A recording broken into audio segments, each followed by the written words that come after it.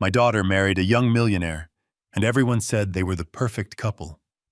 While we were dancing at their lavish reception, she discreetly slipped a crumpled piece of paper into my pocket.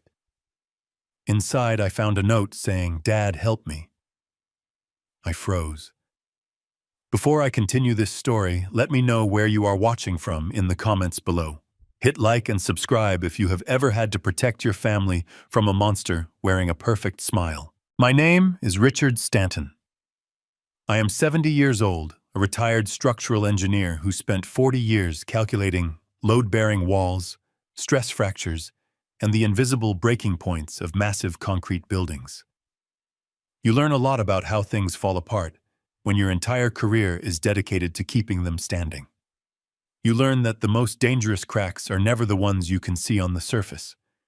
They are the microscopic fissures deep within the foundation, quietly expanding under pressure until the whole structure collapses without warning. I had spent my life preventing those collapses, yet I failed to see the one happening right in front of me. Tonight, I was supposed to be celebrating. I was standing in the center of the grand ballroom at the Ritz-Carlton, holding my 28-year-old daughter Harper as we swayed to the soft rhythm of a jazz quartet. It was the traditional father and daughter dance. The room around us was a spectacle of wealth and privilege. Vaulted ceilings with crystal chandeliers, tables draped in imported silk linens, and massive floral arrangements that probably cost more than my first house. Her new husband, a 32-year-old billionaire tech mogul named Harrison Thorne, had spared no expense. $200,000 dropped on a single evening just to show the world how perfect his life was. But as I held my daughter looking at the sea of applauding guests, I felt an overwhelming chill. The entire event felt structurally cold.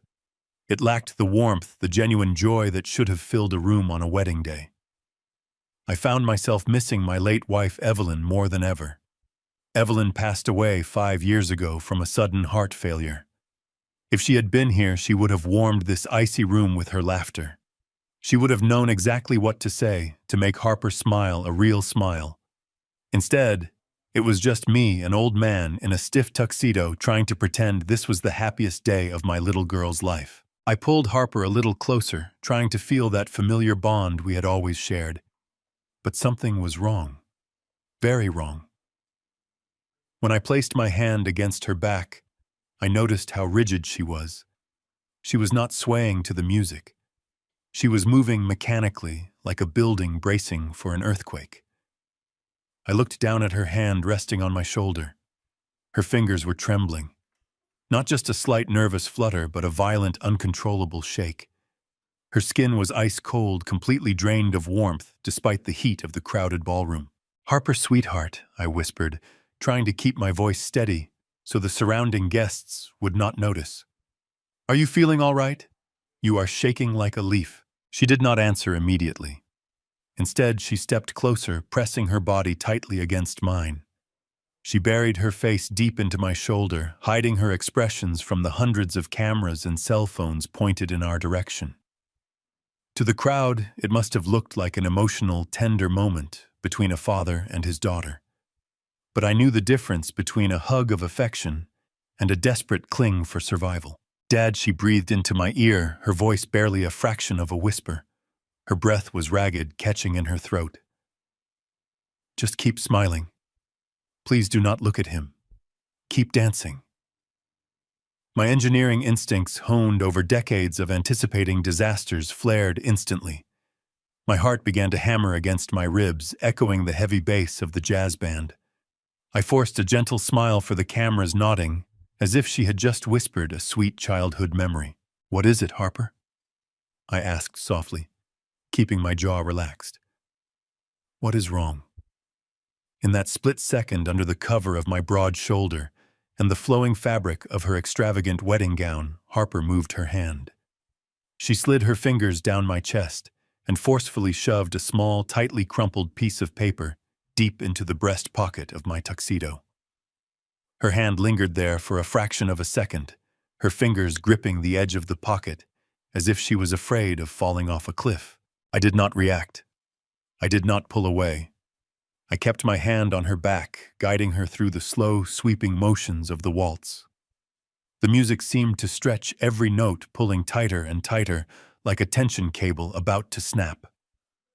I could feel the sharp edges of the crumpled paper through the silk lining of my jacket. It felt heavier than a block of lead. As the song approached its final crescendo, I gently pulled back to look at her face. I needed to read her eyes. I needed to see what was hiding beneath the flawless makeup and the expensive veil.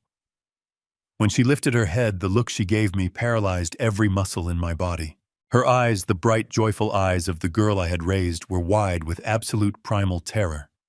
It was a look of pure, unadulterated fear, the kind of look you see in a trapped animal realizing the predator has locked the cage. There was no joy. There was no future. There was only a silent, desperate scream echoing behind her pupils. I opened my mouth to speak, to demand to know what was happening, to stop this entire charade right then and there. I wanted to grab her hand, pull her out of that ballroom, and drive far away from this madness. I did not care about the money, the guests, or the embarrassment. I just wanted my daughter safe. But before I could even form the first syllable, a shadow fell over us. The temperature in the room seemed to drop 10 degrees. Harrison had stepped onto the dance floor. He was standing right beside us, immaculate in his custom-tailored suit, his posture perfect, his smile dazzling and utterly hollow. He placed a heavy structural hand on Harper's bare shoulder. I watched her entire body flinch at his touch, her spine stiffening instantly. "May I cut in, Richard?" Harrison asked, his voice smooth and commanding. "The music is fading, and I simply cannot wait another second to hold my beautiful wife." I looked at the crumpled note hidden in my pocket, then back to my daughter's terrified eyes. The foundation of our family was cracking, and I was the only one who could see it. I took a deep breath, preparing to face the monster hiding in plain sight. The battle for her survival had just begun, and I wouldn't to lose. Before I could process her terror, Harrison smoothly stepped between us. His entrance was seamless, calculated with the exact precision of a mechanical metronome. He did not ask to cut in. He simply assumed his position as if the space belonged to him by divine right. His camera-ready smile flashed toward the wedding photographer, hovering nearby, a blinding display of perfect white teeth that never quite reached his eyes. As he pulled Harper away from me, I watched the physical mechanics of his movement. To the untrained eye, it was a passionate embrace, the eager groom claiming his beautiful bride. But my entire career was built on observing unseen stress points. His hand did not rest gently on her waist. It clamped down like a forged steel vise. It was a structurally rigid grip designed exclusively to restrict movement, not to guide a willing dance partner. I felt the sudden chilling void where my daughter had just been. She did not look back at me. Her posture was locked, her head bowed just enough to hide her face from the flashing lights of the cameras. I stepped off the dance floor, the loud applause of the surrounding crowd washing over me like meaningless static noise. My heart was hammering heavily against my ribs, a frantic rhythm that drowned out the jazz band playing their final triumphant chords. I needed a moment away from the suffocating perfection of this expensive ballroom. I needed to see exactly what she had slipped into my pocket. I navigated quickly through the dense sea of wealthy guests, ignoring their polite nods and the constant clinking of champagne glasses. I moved swiftly toward the grand hallway, pushing through the heavy mahogany doors of the men's restroom. The sudden quiet of the marble-lined room was deeply jarring. I walked straight to the farthest sink, locked my hands firmly onto the cold edge of the counter, and stared at my aging reflection for a brief second. My breathing was shallow and uneven. My hands, usually steady enough to draft complex structural blueprints down to the exact millimeter, were trembling slightly as I reached into my dark tuxedo pocket. I pulled out the crumpled piece of paper. It was a torn scrap, clearly ripped in a massive hurry, perhaps from a dinner menu or a reserved seating chart. I slowly smoothed out the harsh creases against the smooth marble countertop. The black ink was smeared, written with a frantic, unsteady hand that I immediately recognized. It was not the neat, elegant script Harper had used on all the wedding invitations. It was the desperate scrawl of a terrified, cornered child. 3 simple words. Dad, help me. I read those 3 words over and over again, tracing the jagged lines of the ink with my eyes. The world around me seemed to tilt violently, the structural integrity of my reality fracturing completely under the massive weight of that simple sentence. This was absolutely not a joke. This was not normal pre-wedding anxiety. This was a clear distress signal. My only daughter was currently trapped inside a $12 million event, completely surrounded by hundreds of oblivious witnesses, and she was silently begging for her life. I folded the note carefully, slipping it back into my pocket, feeling its remarkably heavy presence against my chest. I left the restroom with a cold, singular focus. I desperately needed to find her. I needed to get her completely alone, away from the roaming cameras, away from the watchful eyes of high society, and away from him. I aggressively scanned the massive ballroom, pushing past a loud group of tech investors, laughing boisterously near the open bar. They were not on the dance floor anymore. I suddenly spotted a quick flash of white silk disappearing down a dimly lit exit corridor leading toward the private bridal suites. I quickened my pace, my formal leather shoes sinking deeply into the thick carpet as I followed them. I turned the corner and intercepted them just as Harrison was casually swiping an electronic keycard to enter one of the secluded private rooms. Harper was leaning heavily against the wall, her head resting on the expensive, textured wallpaper, looking completely drained of life. "Harrison," I called out, keeping my tone extremely measured but firm. "I need a private moment alone with my daughter." Harrison turned very slowly. The charming, camera-ready smile was back on his face instantly, perfectly constructed, and completely devoid of genuine warmth. "Richard," he said, his voice dripping with practiced affection. "Of course. But perhaps we can do this a little later. It has been an incredibly long day, and our beautiful bride is just a little overwhelmed right now." I stepped closer, purposefully closing the physical distance between us. "I am not asking for a long conversation, Harrison. I just want to speak with Harper, privately." Before I could even finish my sentence, Harrison smoothly sidestepped, positioning his body directly between Harper and me. It was a subtle, highly protective maneuver, but the underlying message was extremely clear. I was merely a guest, and he was the absolute gatekeeper. "Richard, please understand," he said, lowering his voice to a tone of sympathetic concern.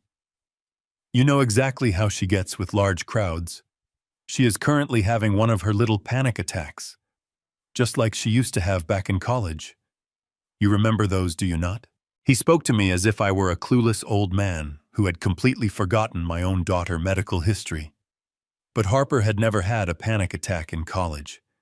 She was the formidable captain of the debate team, a strong woman who thrived under extreme pressure, who could stand confidently in front of an auditorium of 500 people and deliver a flawless, commanding speech. He was feeding me a perfectly constructed, plausible lie, a totally fabricated history intentionally designed to excuse whatever terrible thing was happening right now. Without breaking eye contact with me, Harrison reached into his perfectly tailored suit jacket and pulled out a small amber prescription bottle. He rattled it gently. "I have her medication right here.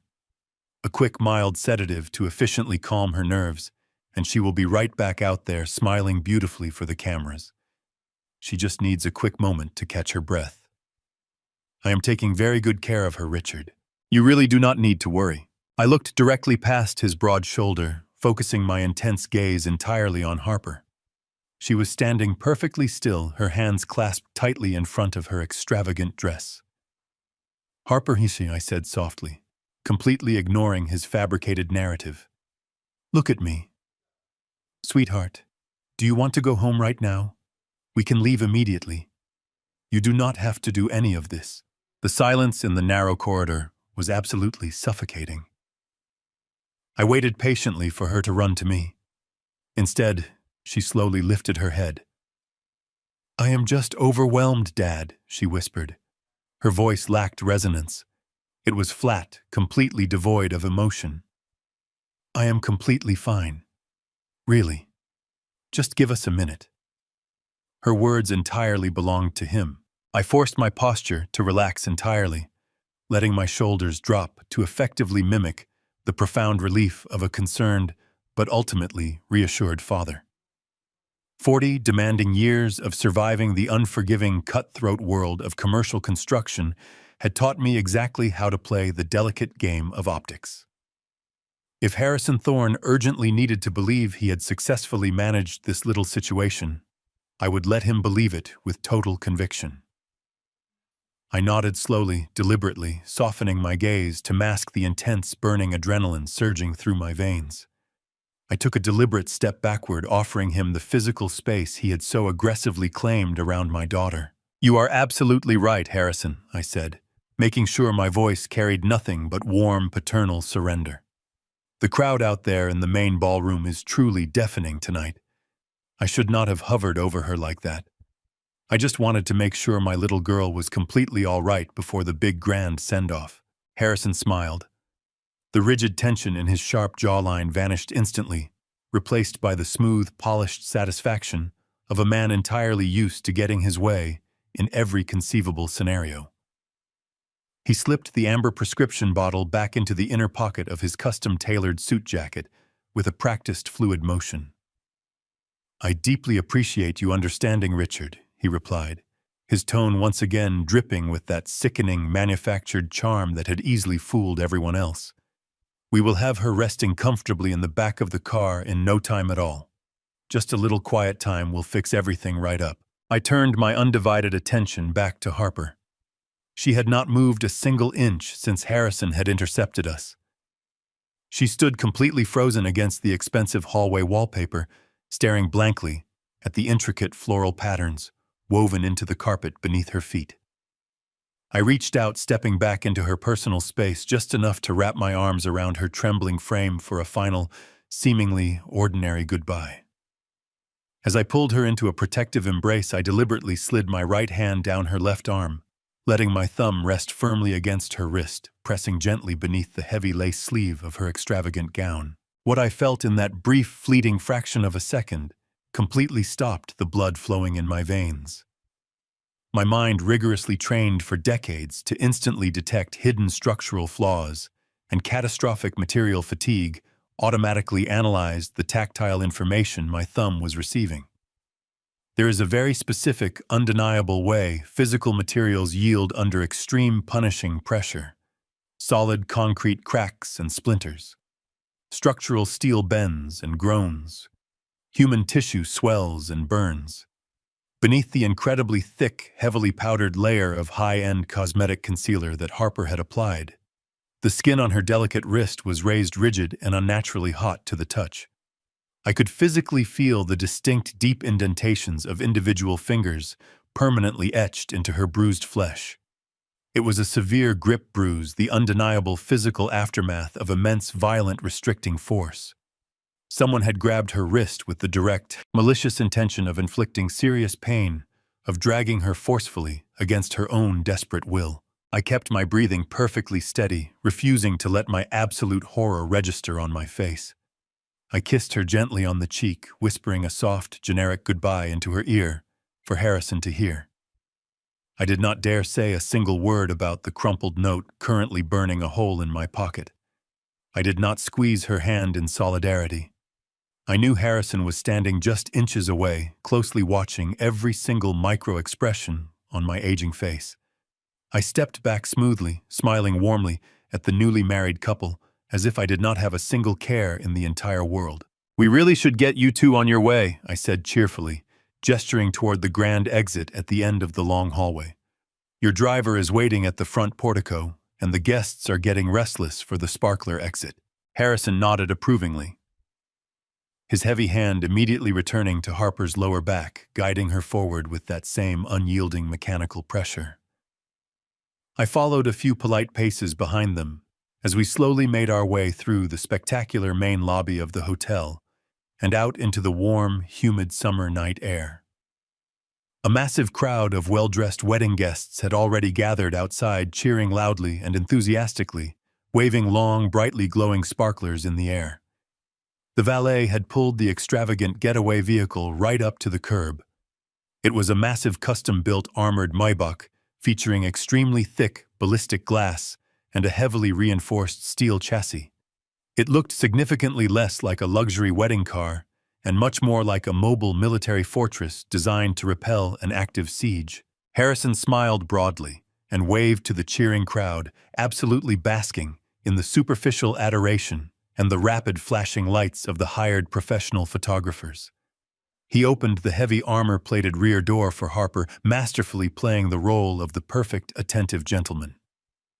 She climbed inside awkwardly, her movements still heavily restricted, completely devoid of the natural, confident grace she had naturally possessed her entire life.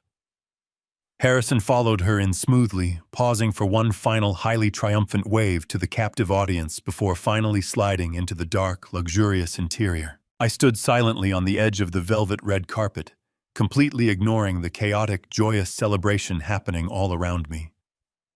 My eyes were locked exclusively on the rear passenger window as the exceptionally heavy armored door slammed shut with a solid, echoing thud that resonated deeply in my chest.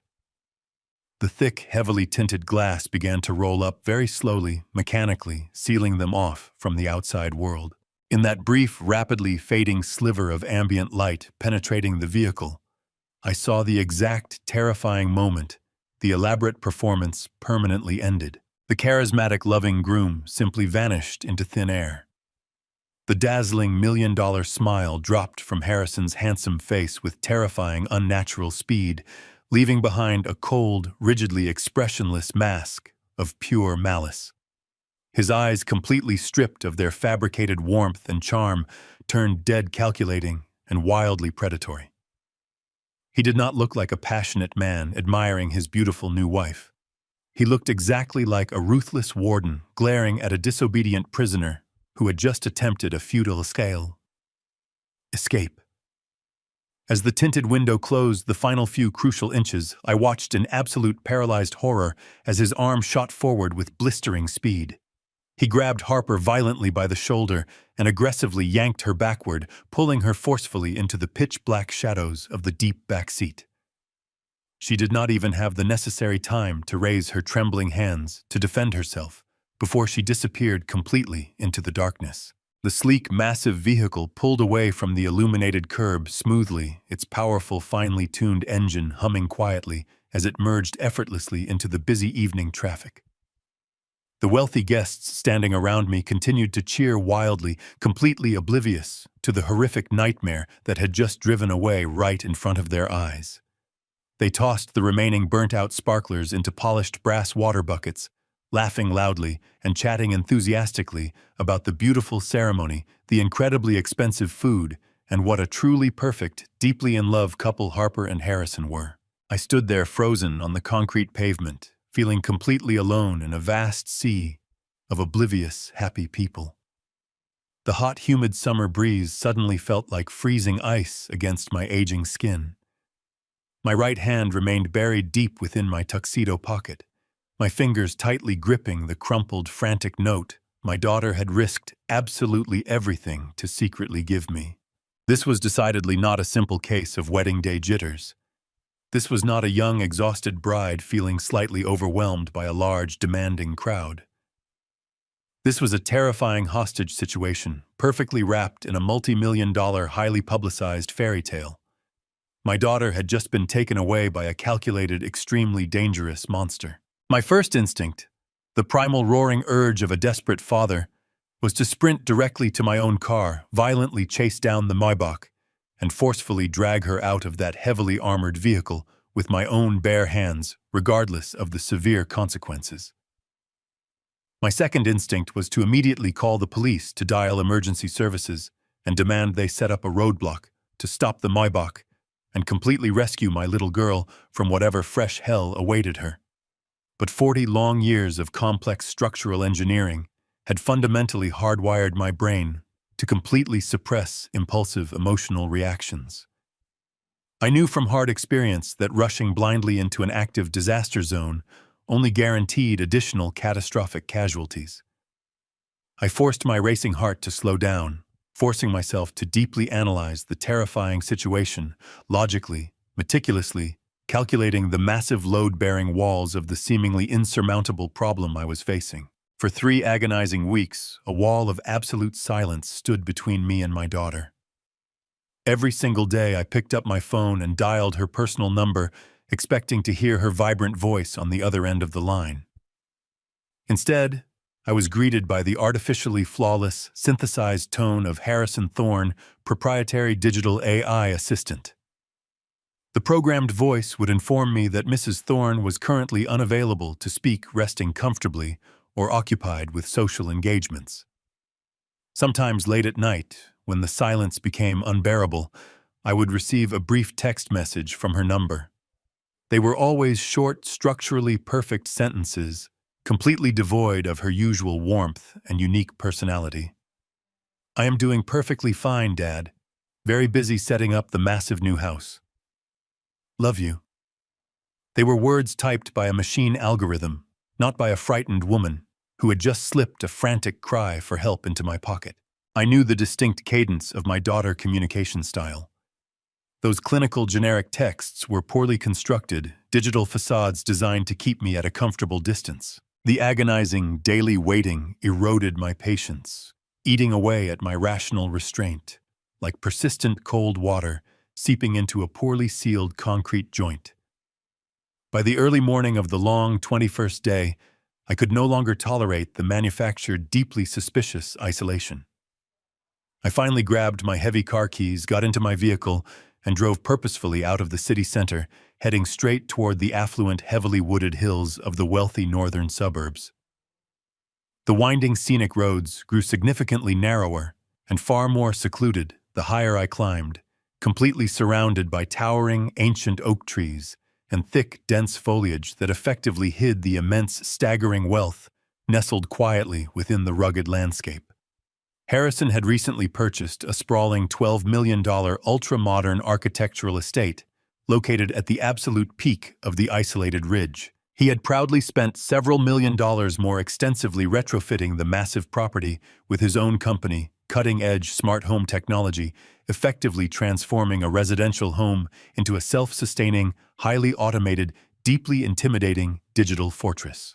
But as I navigated the final incredibly steep curve leading up to the massive imposing property line, my trained mind was not focused on the superficial high-tech upgrades that Harrison loved to brag about in magazines. I was actively looking past the sleek hidden security cameras and the polished titanium architectural finishes. I was deeply analyzing the bare fundamental bones of the earth, buried beneath the luxurious estate. 15 years ago, long before Harrison Thorne had even made his very first $1 million, my former commercial structural engineering firm had been aggressively contracted to pour the primary foundational retaining walls for this exact, highly difficult, uneven plot of land. The ambitious developer had massive, sweeping dreams, but the soil composition was notoriously unstable, highly prone to sudden, dangerous, and catastrophic landslides during periods of heavy seasonal rainfall. I had personally supervised the intricate, highly demanding installation of 30 deep steel structural pilings, meticulously calculating the precise load-bearing distribution strictly required to anchor a massive, heavy structure safely and securely to the side of the unforgiving hill.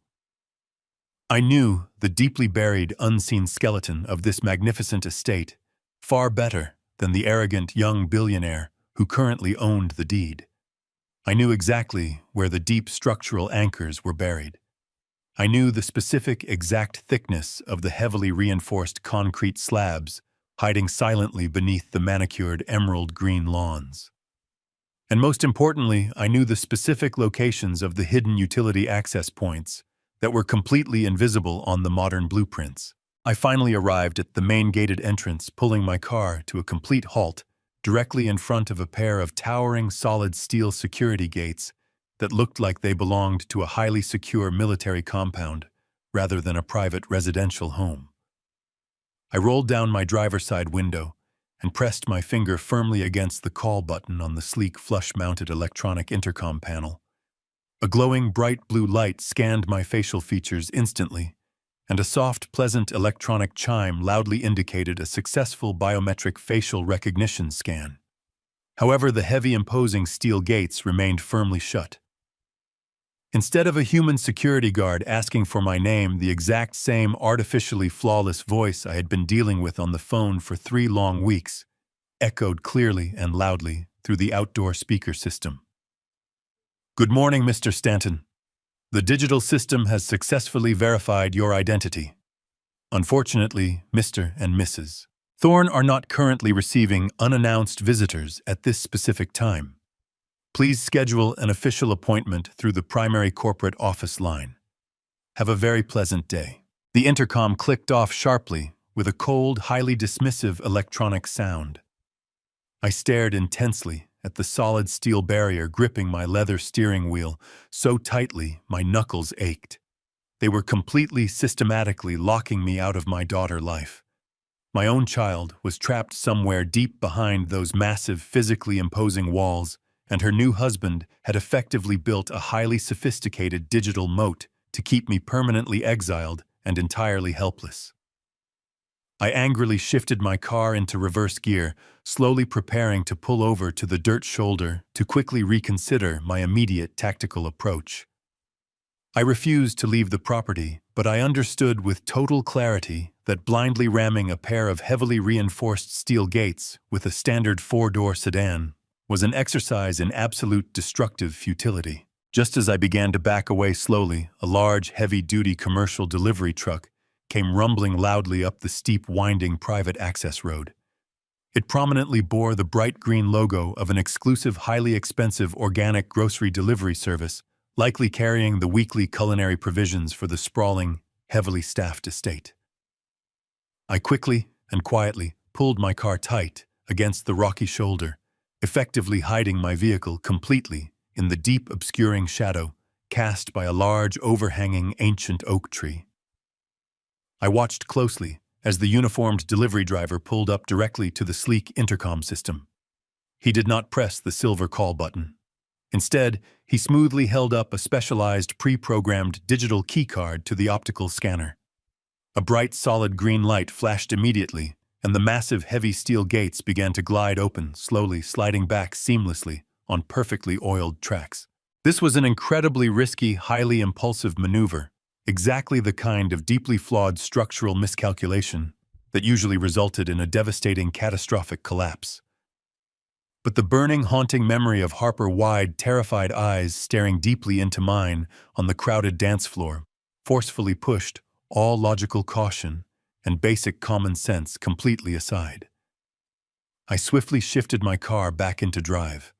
I waited patiently, watching carefully until the heavy commercial delivery truck began to roll forward, accelerating slowly and steadily through the widening opening.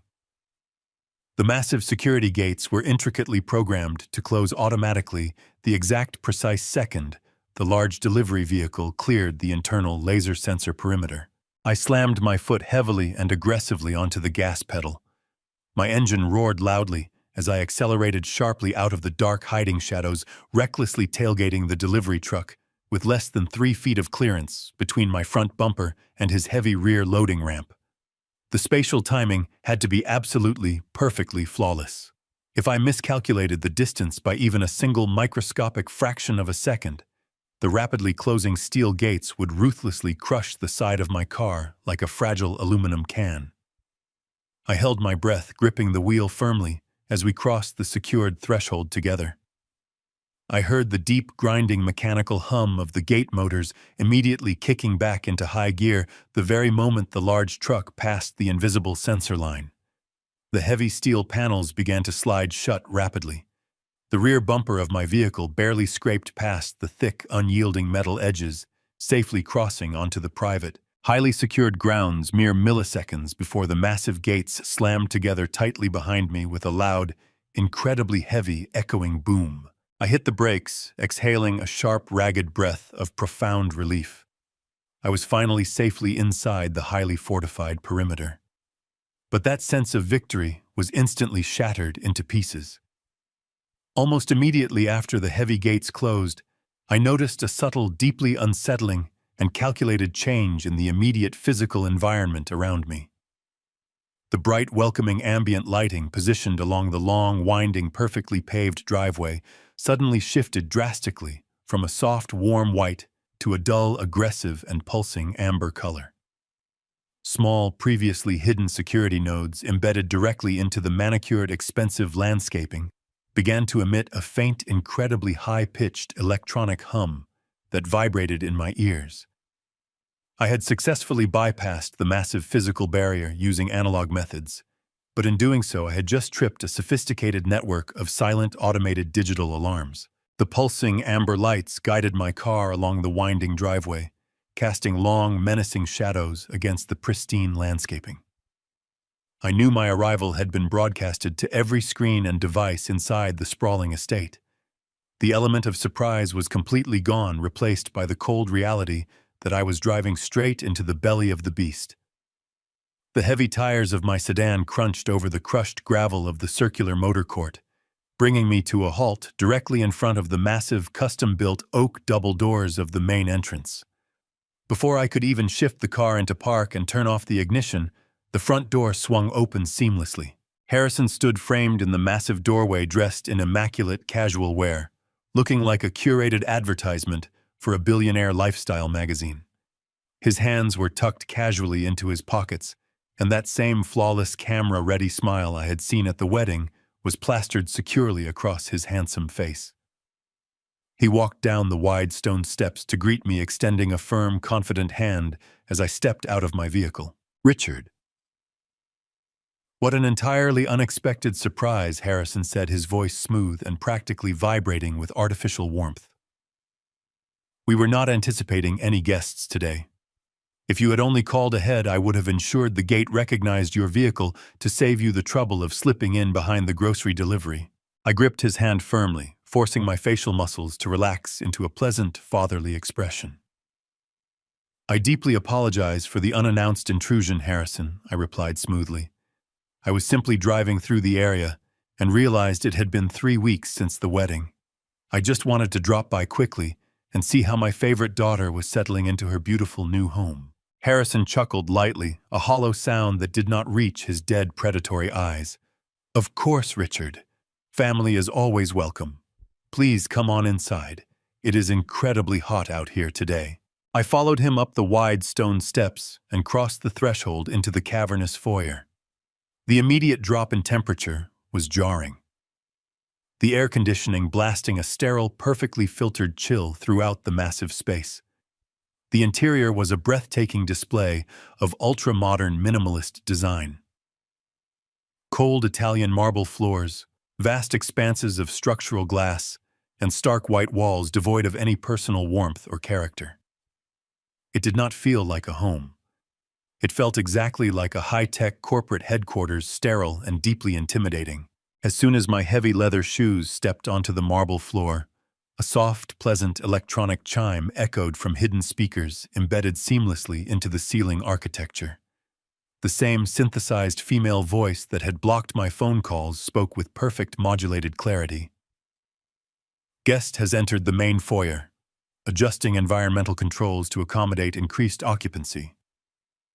I paused, glancing up at the sleek, featureless ceiling. "That is quite the setup you have here, Harrison." Harrison smiled proudly, gesturing vaguely to the empty space around us. "It is my own proprietary smart home ecosystem, Richard. The entire property is fully integrated: lighting, temperature, security, communications. The artificial intelligence anticipates our every need. It tracks movement, learns our daily habits, and optimizes the environment perfectly. It is designed to provide absolute security and ultimate convenience." "It is incredibly impressive." I lied, feeling a cold knot tightening in my stomach. The system was not designed for convenience. It was a highly sophisticated digital leash, a mechanism of absolute control. Just then, the soft sound of footsteps echoed from the grand floating staircase to our right. I turned and felt my breath catch sharply in my throat. Harper was walking down the steps, her posture rigid, her gaze fixed firmly on the floor in front of her. But it was her clothing that immediately sent my engineering mind into a state of blaring red alert. Outside, the summer sun was baking the hills at a sweltering 85 degrees. Inside, the heavy air conditioning kept the house cool, but certainly not freezing. Yet my daughter was wearing a thick, heavy, oversized cashmere sweater with long sleeves pulled down tightly over her wrists, paired with dark, heavy denim pants. Her delicate frame looked swallowed up by the bulky fabric, completely contradicting the season and the environment. "Harper, sweetheart," I said, taking a step forward with my arms wide open. She looked up, and for a fleeting fraction of a second, I saw that same primal terror flashing in her eyes, before she quickly masked it with a polite, vacant smile. "Dad," she said, her voice sounding distant and strained. "What a lovely surprise." I wrapped my arms around her, pulling her into a tight, protective hug. Even through the thick, heavy layers of the cashmere sweater, I could feel how rigid and tense her body was. She felt fragile, like a supporting beam that was actively buckling under an impossible load. I kissed her cheek, my eyes darting quickly over her face. Her makeup was applied flawlessly, perfectly, concealing any physical imperfections, but the dark, hollow shadows beneath her eyes told a story of profound exhaustion and deep, unspeakable fear. "You look beautiful, Harper," I whispered softly, "but aren't you a little warm in that heavy sweater?" Before she could even open her mouth to answer, Harrison stepped up right beside her, placing that familiar, heavy structural hand firmly on her shoulder. The fabric of the sweater bunched slightly under his unyielding grip. "Oh, you know, Harper Richard," Harrison interjected smoothly, "she has always run a little cold. The climate control in the house is still calibrating, and we want to make sure she is completely comfortable." Harper nodded robotically, staring blankly at my chest. "Yes, Dad. I am just a little chilly today. It is perfectly fine." The lie was so blatantly obvious, so poorly constructed, that it took every ounce of my willpower not to confront him right there in the sterile foyer. The heavy, long-sleeved sweater was not a bizarre fashion choice or a response to the air conditioning. It was a necessary structural covering. It was specifically chosen to hide the fresh, dark bruises decorating her arms and wrists, the undeniable physical evidence of the monster standing right beside her. "Why do we not all go into the main living room?" Harrison suggested cheerfully, steering Harper forward with subtle, aggressive force. "Harper, darling, why do you not go to the kitchen and fetch your father a glass of ice water? I am sure he is parched from the long drive up the hill."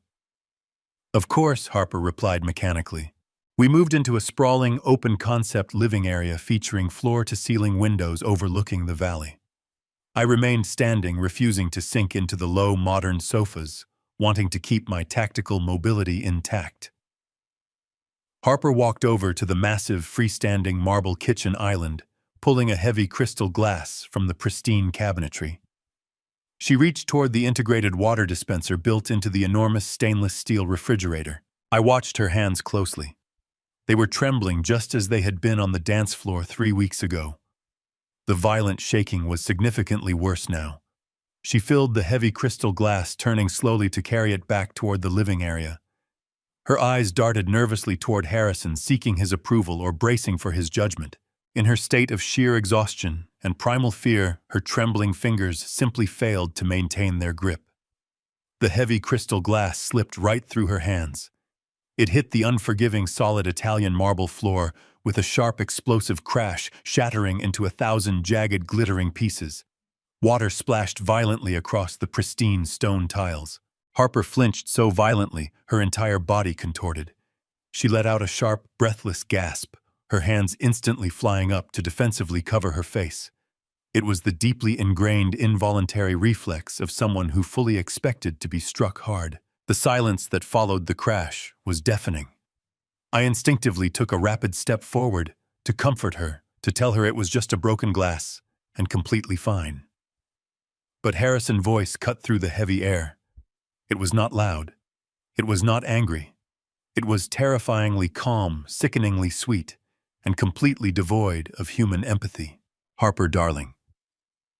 Harrison said softly, a dark, menacing undercurrent weaving perfectly through the gentle tone. Look at this terrible mess you have made. You really must learn to be much more careful with our beautiful things. Now please be a good wife and clean this up immediately. He did not tell her to get a broom. He did not tell her to grab a towel. The dark micro-command embedded in his smooth voice was unmistakably clear. Harper immediately dropped hard onto her bare knees, right on the wet, unforgiving marble floor. She began frantically gathering the jagged, razor-sharp shards of broken crystal with her bare, trembling hands. I surged forward, unable to maintain the facade any longer. Harrison, for God's sake, she is going to severely cut herself. Let me grab a heavy towel or a broom for her. Harrison smoothly sidestepped, firmly planting his solid athletic frame directly in my path, effectively blocking my access to my kneeling daughter. Richard. Please, he said, his smile perfectly intact, while his dead eyes locked intensely onto mine. We have our own ways of managing our household. Harper knows exactly how I like things done. Do not interfere with our process. I stood frozen. My fists clenched so tightly, my fingernails bit deeply into my palms. I was standing mere feet away from my only child, watching her frantically scramble on her hands and knees, desperately picking up broken glass to appease a sadistic tyrant, and I was completely physically blocked from helping her without inciting a violent altercation that would inevitably result in her enduring far worse punishment later. I needed to breathe. I needed a moment to aggressively suppress the roaring, blinding rage threatening to completely overwhelm my logical faculties. If I attacked him now, I would be arrested for assault, and Harper would be left entirely alone in his undisputed custody. I forced my hands to unclench. If you will excuse me for just one moment, Harrison, I said, my voice tight and strained. I urgently need to use the guest restroom. Harrison nodded graciously, gesturing toward a sleek, handleless wooden door down the adjacent hallway. Right down there on the left, Richard. Please take all the time you need. I walked swiftly down the quiet corridor, stepping inside the guest bathroom and closing the heavy door firmly behind me. I locked it, leaning back against the solid wood, closing my eyes and taking deep, ragged breaths to steady my racing heart. The bathroom was just as immaculate and sterile as the rest of the massive house. Chrome fixtures, imported stone tiling, flawless mirror lighting. I walked over to the modern sink, splashing freezing cold water onto my flushed face. As I reached for a thick cotton towel hanging on the heated rack, my trained eyes naturally scanned the architectural layout of the small room, evaluating the ventilation placement out of pure professional habit. There was a sleek, rectangular HVAC return vent, installed flush against the ceiling directly above the shower stall. At first glance, it looked like a standard high-end architectural fixture. But my specialized career was built entirely on noticing microscopic deviations in standard structural designs. The dark slotted louvers of the metal vent were angled slightly incorrectly. I stepped directly beneath it, squinting up into the dark, shadowy recesses of the ductwork. Nestled quietly and deeply behind the angled metal slats, barely visible to the naked human eye, was a tiny, distinctively round, optical lens, accompanied by a faint, almost imperceptible crimson dot. It was not a standard motion sensor for the lighting system. I knew exactly what that specialized hardware looked like. It was a highly sophisticated military-grade thermal imaging sensor functioning actively as an illegal, completely hidden indoor surveillance camera. My blood ran completely cold. The sickening realization hit me with the devastating force of a collapsing concrete pool. If he had a hidden thermal camera actively recording inside a private guest bathroom, they were absolutely everywhere. The entire $12 million estate was heavily wired.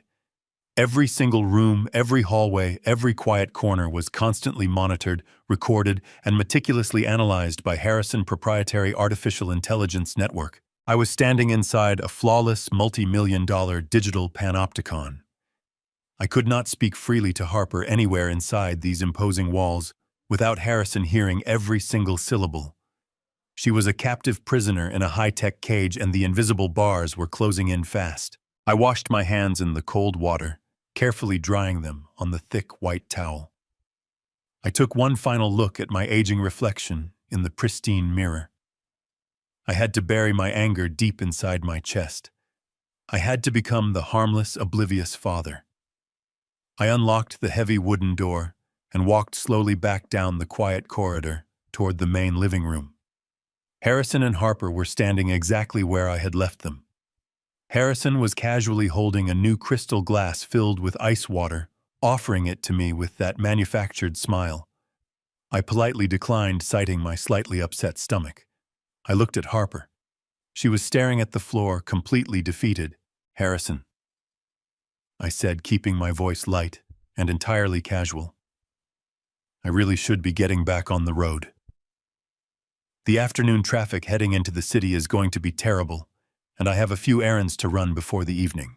Harrison nodded in immediate agreement, clearly thrilled that my intrusive visit was finally coming to an end. "It was wonderful of you to stop by, Richard. We are just so incredibly busy getting the house properly organized. You understand how chaotic these early days of marriage can be." I forced myself to smile. "Of course. Take good care of my daughter." We walked together toward the massive oak double doors of the front entrance. My mind was racing desperately, searching for a single fleeting opportunity to communicate with Harper. I knew the interior of the house was a complete surveillance trap. I had to get her outside even for just a few seconds. Harrison opened the heavy front door, and the sweltering heat of the summer afternoon washed over us. We stepped out onto the wide stone porch. My eyes immediately scanned the exterior architecture. As a seasoned structural engineer, I instinctively mapped out the security perimeter. I noted the sleek black dome cameras mounted under the deep eaves of the roofline. I saw the discreet motion sensors buried in the manicured flower beds. But then I looked up at the position of the late afternoon sun. It was currently hanging low on the western horizon. The intense blinding rays were striking the polished glass lens of the primary surveillance camera mounted directly above the main portico. For a brief, very specific window of time, the harsh glare of the sun would completely blind that single camera. It would white out the image entirely, creating a temporary physical blind spot right on the edge of the top stone step. I had to position Harper exactly within that narrow cone of glaring light. I turned around, stepping deliberately to my right, placing myself precisely in the center of the blinding solar reflection. I opened my arms wide. "Come here, sweetheart. Give your old man a proper hug goodbye." Harper hesitated for a fraction of a second, glancing quickly at Harrison. He gave her a curt, approving nod, playing the role of the benevolent husband. She stepped forward, moving into the bright sunlight, and wrapped her arms around my neck. I pulled her tightly against my chest, turning my back slightly to shield her face from Harrison's line of sight. We were standing perfectly within the temporary blind spot of the overhead camera. I expected her to cry. I expected her to tremble. But the woman holding on to me suddenly transformed. The rigid, terrified posture vanished for exactly 2 seconds. She pressed her lips directly against my right ear, her breath hot and urgent. She did not whisper a desperate plea. She did not ask for the police. She spoke with a rapid clinical precision that stunned me. Latitude 34.052, longitude 118.243, locker number 402. Do not call me. Go today. Oh. The words were a continuous, rapid-fire stream of critical information. It was not a phone number. It was a precise set of geographical coordinates and a specific locker number. Before I could even process the absolute magnitude of what she had just said, she pulled away from me. Her face instantly reverted to the blank, terrified mask she had been wearing all afternoon. "I love you, Dad," she said in a dull, robotic voice. "Drive safely." "I love you too, Harper," I replied, my voice steady despite the massive adrenaline spike flooding my system. I looked at Harrison, giving him a polite nod. "Thank you for the brief tour, Harrison. You have a very impressive property here." "We aim for absolute perfection, Richard," he replied smoothly. "Have a good trip home." I turned my back on them and began walking down the wide stone steps toward my parked sedan. I committed the numbers to memory, repeating them over and over in my mind like a sacred mantra. latitude 34.052, longitude 118.243, locker number 402. My daughter was not broken. She was fighting back from inside the cage, and she had just handed me the key. I reached the crushed gravel of the motor court, my hand extended toward the door handle of my car. Suddenly, the distinct sound of heavy tactical boots crunching on the loose gravel broke the quiet atmosphere of the estate. I stopped and turned my head slowly. Two men had emerged silently from the dense, thick tree line bordering the front lawn. They were not standard neighborhood security guards. They wore dark, tactical clothing, heavy combat boots, and black sunglasses. Their posture was incredibly rigid, their hands resting comfortably near the thick waistbands of their pants, where the unmistakable outlines of concealed firearms were clearly visible beneath their dark shirts. They moved with the calculated, synchronized precision of highly trained military contractors. They walked purposefully toward my car, effectively blocking my path to the driver's side door. The taller of the two men stopped exactly 3 feet away from me. He removed his dark sunglasses, revealing cold, emotionless eyes. "Mr. Stanton," the tall man said. His voice was deep, polite, and heavily laced with a menacing, undeniable threat. "Mr. Thorne asked us to kindly escort you off the property. He also asked us to personally deliver a message regarding any future visits you might be planning to make." I stood my ground, refusing to let my posture betray any signs of intimidation. I crossed my arms over my chest, looking the man directly in his cold eyes. "I am listening." "This property is a highly secure private residential facility," the man continued, his tone remaining perfectly level. "Unannounced visits pose a significant disruption to the established security protocols. Moving forward, if you arrive at these gates without a prior verified appointment, directly approved by Mr. Thorne himself, your presence will be legally classified as criminal trespassing. The local authorities will be notified immediately, and you will be forcefully removed from the premises. Do you completely understand this policy, sir?" They were drawing a permanent line in the sand. They were officially cutting me off from the only physical location where I could breathe the same air as my daughter. I looked past the two armed contractors, casting my gaze back up the long stone driveway.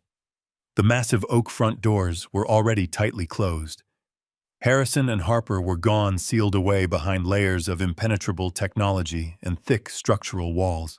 "I understand perfectly," I told the contractor, my voice carrying a quiet, dangerous edge that I did not try to hide. "I will not be dropping by unannounced ever again." The tall man nodded slowly, stepping aside to clear my path to the car door. "Have a very safe drive back to the city, Mr. Stanton." I opened my car door, slid into the driver's seat, and started the engine. I did not look at the two men as I put the vehicle into drive. I slowly steered my car down the long, winding private road, leaving the imposing multi-million-dollar mansion behind me. The amber pulsing security lights seemed to track my every move, guiding me outward, like a highly unwanted intruder, being expelled from a restricted zone. When I finally reached the bottom of the steep hill, the massive steel security gates began to glide open, triggered by the automated departure sensors. I drove my car through the heavy iron threshold, pulling out onto the quiet public road. I stopped the vehicle on the shoulder and looked up into the rearview mirror. I watched in total silence as the massive steel panels slid together, locking firmly into place with a loud, heavy mechanical clank that echoed through the quiet forest. The heavy physical barrier was completely sealed. The digital panopticon was fully operational.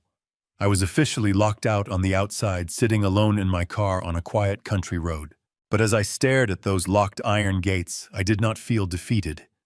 I did not feel the crushing despair that Harrison Thorne had clearly intended for me to feel. I felt a cold, deep, unyielding resolve hardening inside my chest. Harrison believed that by controlling the physical access points and the digital environment, he had completely neutralized the only threat to his perfect facade. He honestly believed that an aging, retired structural engineer was absolutely powerless against his private army, his billions of dollars, and his sophisticated artificial intelligence network. He was profoundly, catastrophically wrong. He had severely underestimated who he was dealing with. He only saw an old man in a cheap suit. He did not see the man who had spent 4 decades calculating the invisible breaking points of massive concrete structures. He did not realize that every single fortress ever built in the history of human civilization had a fatal fundamental flaw hidden somewhere deep within its foundation. I knew how to find those flaws.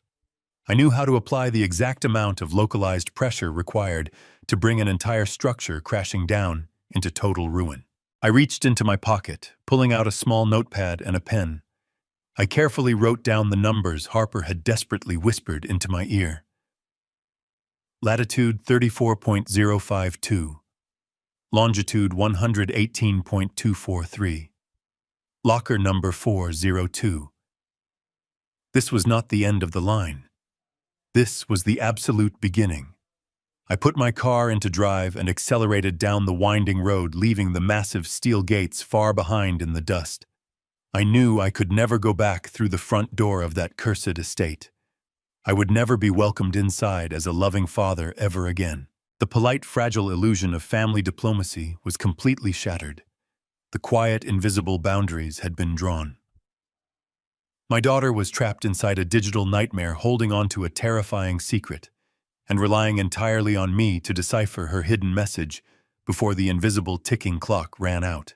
The secret war had officially begun. I drove toward the city limits, my mind rapidly calculating the geographical coordinates. I needed to find out exactly where those numbers led, and I needed to do it without leaving a single digital trace that Harrison's sophisticated network could ever track.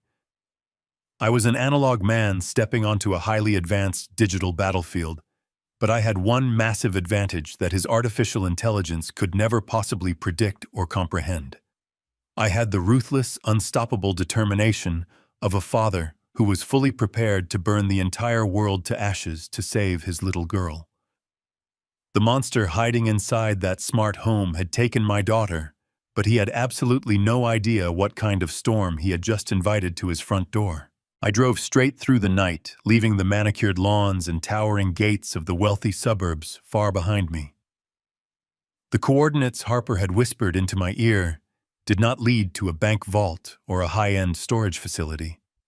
They pointed to the opposite end of the city, to a decaying, forgotten sector of the industrial district that most people actively avoided after dark. I parked my car 2 blocks away from the destination, making sure to choose a poorly lit side street with broken street lamps. I walked the remaining distance, pulling the collar of my coat up against the damp, biting wind coming off the harbor. The coordinates terminated at an old rundown bus terminal that looked like it had not seen a fresh coat of paint or a cleaning crew in 3 decades. The flickering neon sign above the entrance hummed with a defective, erratic buzz. I pushed through the heavy glass doors. The interior smelled of stale cigarette smoke, cheap floor cleaner, and deep neglect. A few exhausted travelers slept on rigid plastic benches, completely ignoring me as I walked past them. I moved purposefully toward the back wall, scanning the rows of dented, rust-covered storage lockers. I found locker 402. It was located in the darkest corner of the terminal, partially obscured by a broken vending machine. I reached into my pocket, my fingers brushing against the crumpled note still resting there. Harper had not given me a physical key, which meant it had to be a combination lock. I stood in front of the rusted metal door and took a deep breath. I thought back to the wedding day, to the specific dates and numbers that meant something to us. I punched in the month and year of her mother passing. The mechanical lock clicked heavily, releasing the steel latch. I pulled the small metal door open. The locker was entirely empty except for a single small object resting right in the center of the dusty metal floor. It was a standard black USB flash drive. I picked it up, feeling its light weight in the palm of my hand. This tiny piece of plastic and metal was the reason my daughter was currently living in a state of sheer terror. I slipped the drive securely into my inner coat pocket and quickly walked out of the terminal, blending back into the dark shadows of the city streets.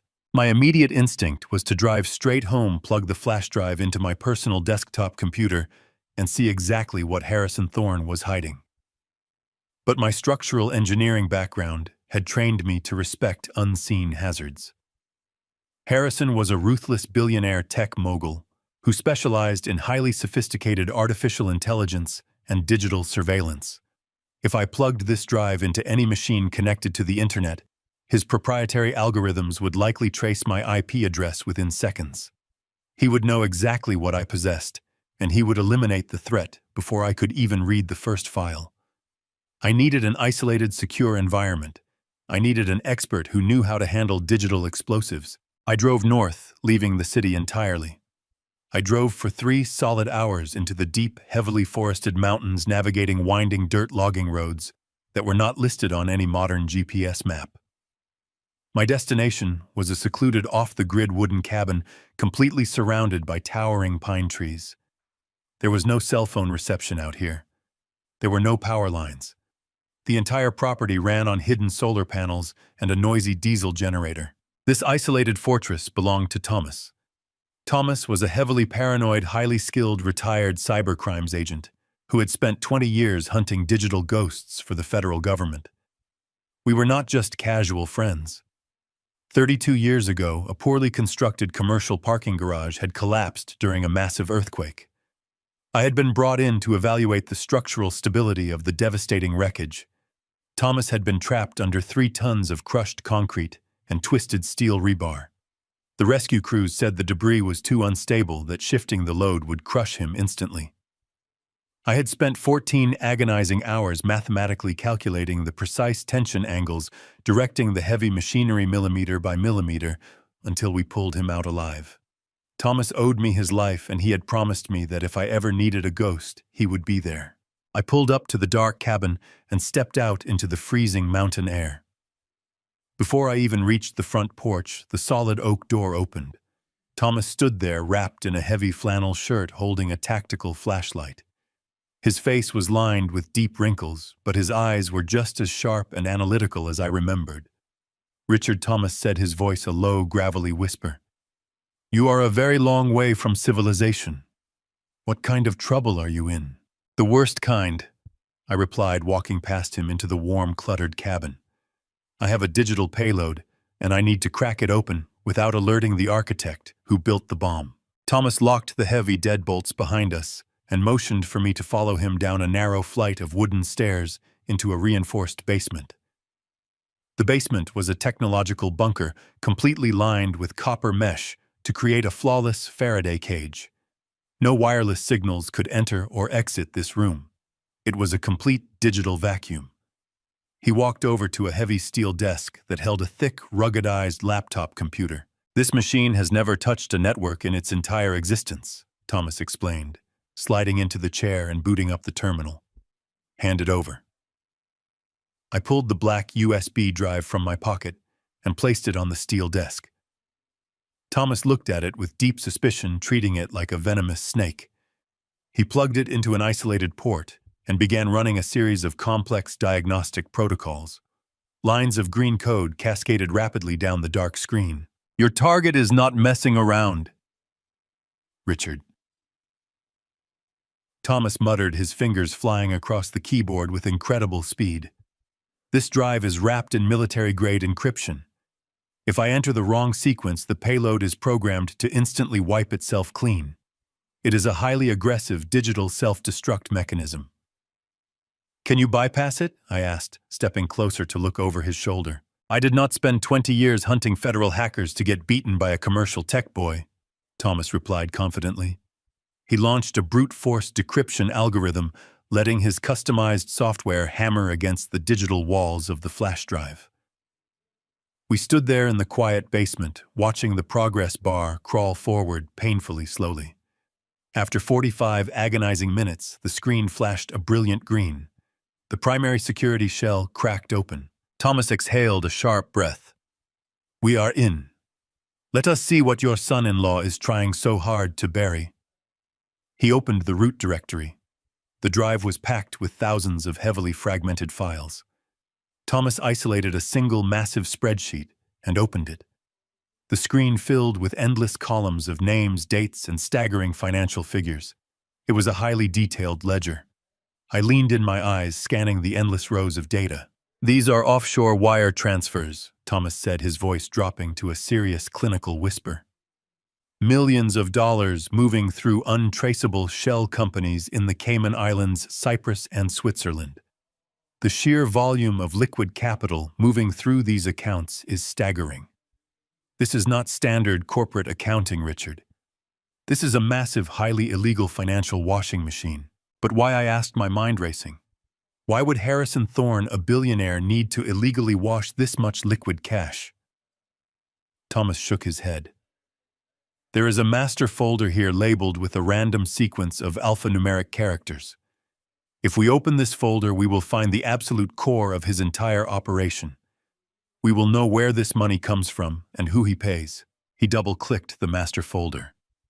A bright red warning prompt instantly locked the screen.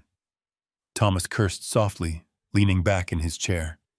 What is it? I demanded, feeling a cold wave of dread wash over me. It is a deeply embedded secondary vault, Thomas explained. The initial encryption was just the outer gate. This specific folder requires a biometric bypass or a spoken vocal passcode. There is no digital backdoor for this security level. We cannot brute force it. The system requires Harper to speak the exact passcode phrase. She is the only person who possesses the key, I said quietly, the grim reality settling into my chest. And she is locked inside a surveillance prison, Thomas replied grimly.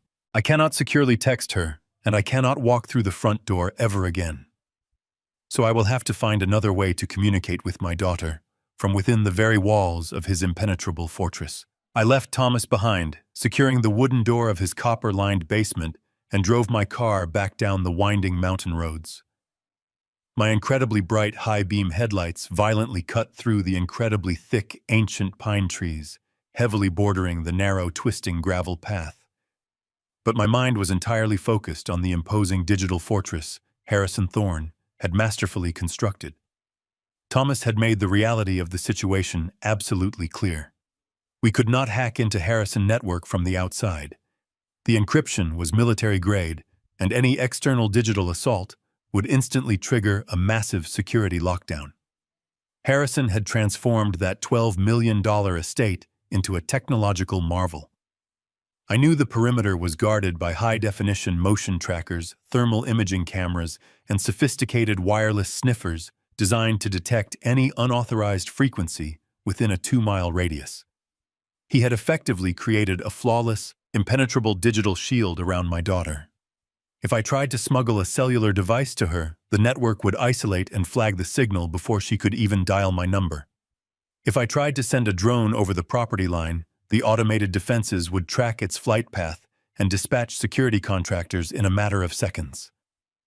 I could not fight him in the digital realm. That was his undisputed domain. He possessed billions of dollars and an army of brilliant programmers who spent their entire lives writing code to keep the outside world firmly locked out. But as I navigated the treacherous curves of the mountain highway, a different kind of logic began to surface in my mind. Harrison understood data. He understood algorithms, artificial intelligence, and invisible wireless networks. But he did not understand dirt. He simply did not understand the dense, incredibly heavy reality of deeply reinforced concrete, the massive tensile strength of expertly forged industrial steel, or the absolute physical limitations of the uneven earth his modern glowing castle was built upon. He was a man who lived entirely in the clouds, completely detached from the heavy, unyielding bedrock buried deep beneath his imported marble floors. I arrived back at my modest home just as the early morning sun slowly began to bleed over the city skyline. I did not go inside to sleep. My body was exhausted, aching from the deep stress of the past 24 hours, but my mind was operating with a sharp, singular clarity. I walked straight past my front door and headed directly around the side of the house toward my detached garage. The air inside the garage was stale and heavy with the familiar comforting scent of old motor oil and dried sawdust. I walked slowly past the impeccably neat rows of polished hand tools, heavy grease-stained power equipment, and several large, incredibly heavy steel toolboxes that I had not opened in over 5 long years. Moving deliberately toward the back wall, where I kept my extensive professional archives. Stacked incredibly high on sturdy hand-built wooden shelves were dozens of thick, heavy cylindrical cardboard tubes. They contained the entire physical history of my 40-year career in commercial structural engineering. Every single major commercial and residential project I had ever personally supervised over 4 decades was meticulously recorded and securely preserved inside these heavy-weathered cardboard tubes. I dragged a tall aluminum stepladder over to the corner and climbed up, scanning the faded handwritten labels taped to the end caps of the dusty cylinders. I was looking for a specific residential project from 15 years ago, long before the property had been purchased and aggressively retrofitted by my arrogant son-in-law.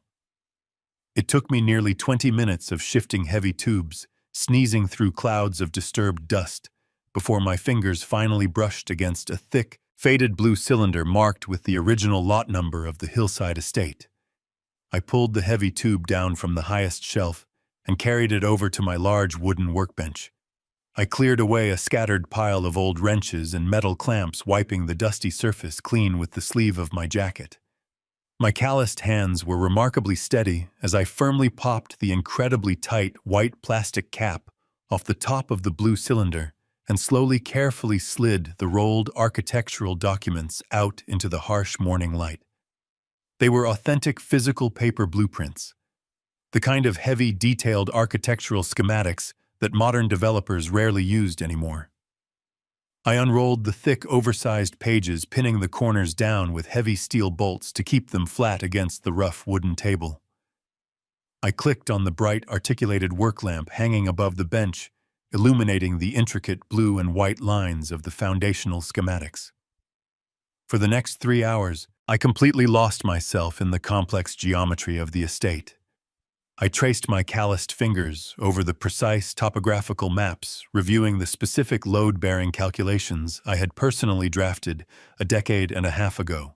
I looked at the exact placement of the deep steel pilings, the heavy retaining walls, and the complicated underground utility corridors that fed water and power into the massive structure. Harrison had spent a massive fortune upgrading the visible portions of the house. He had installed flawless glass walls, imported stone floors, and a network of invisible cameras. But he had not demolished the original foundation. You cannot simply rewrite a structural foundation with computer code. The original bones of the house were still exactly where my former construction crew had poured them.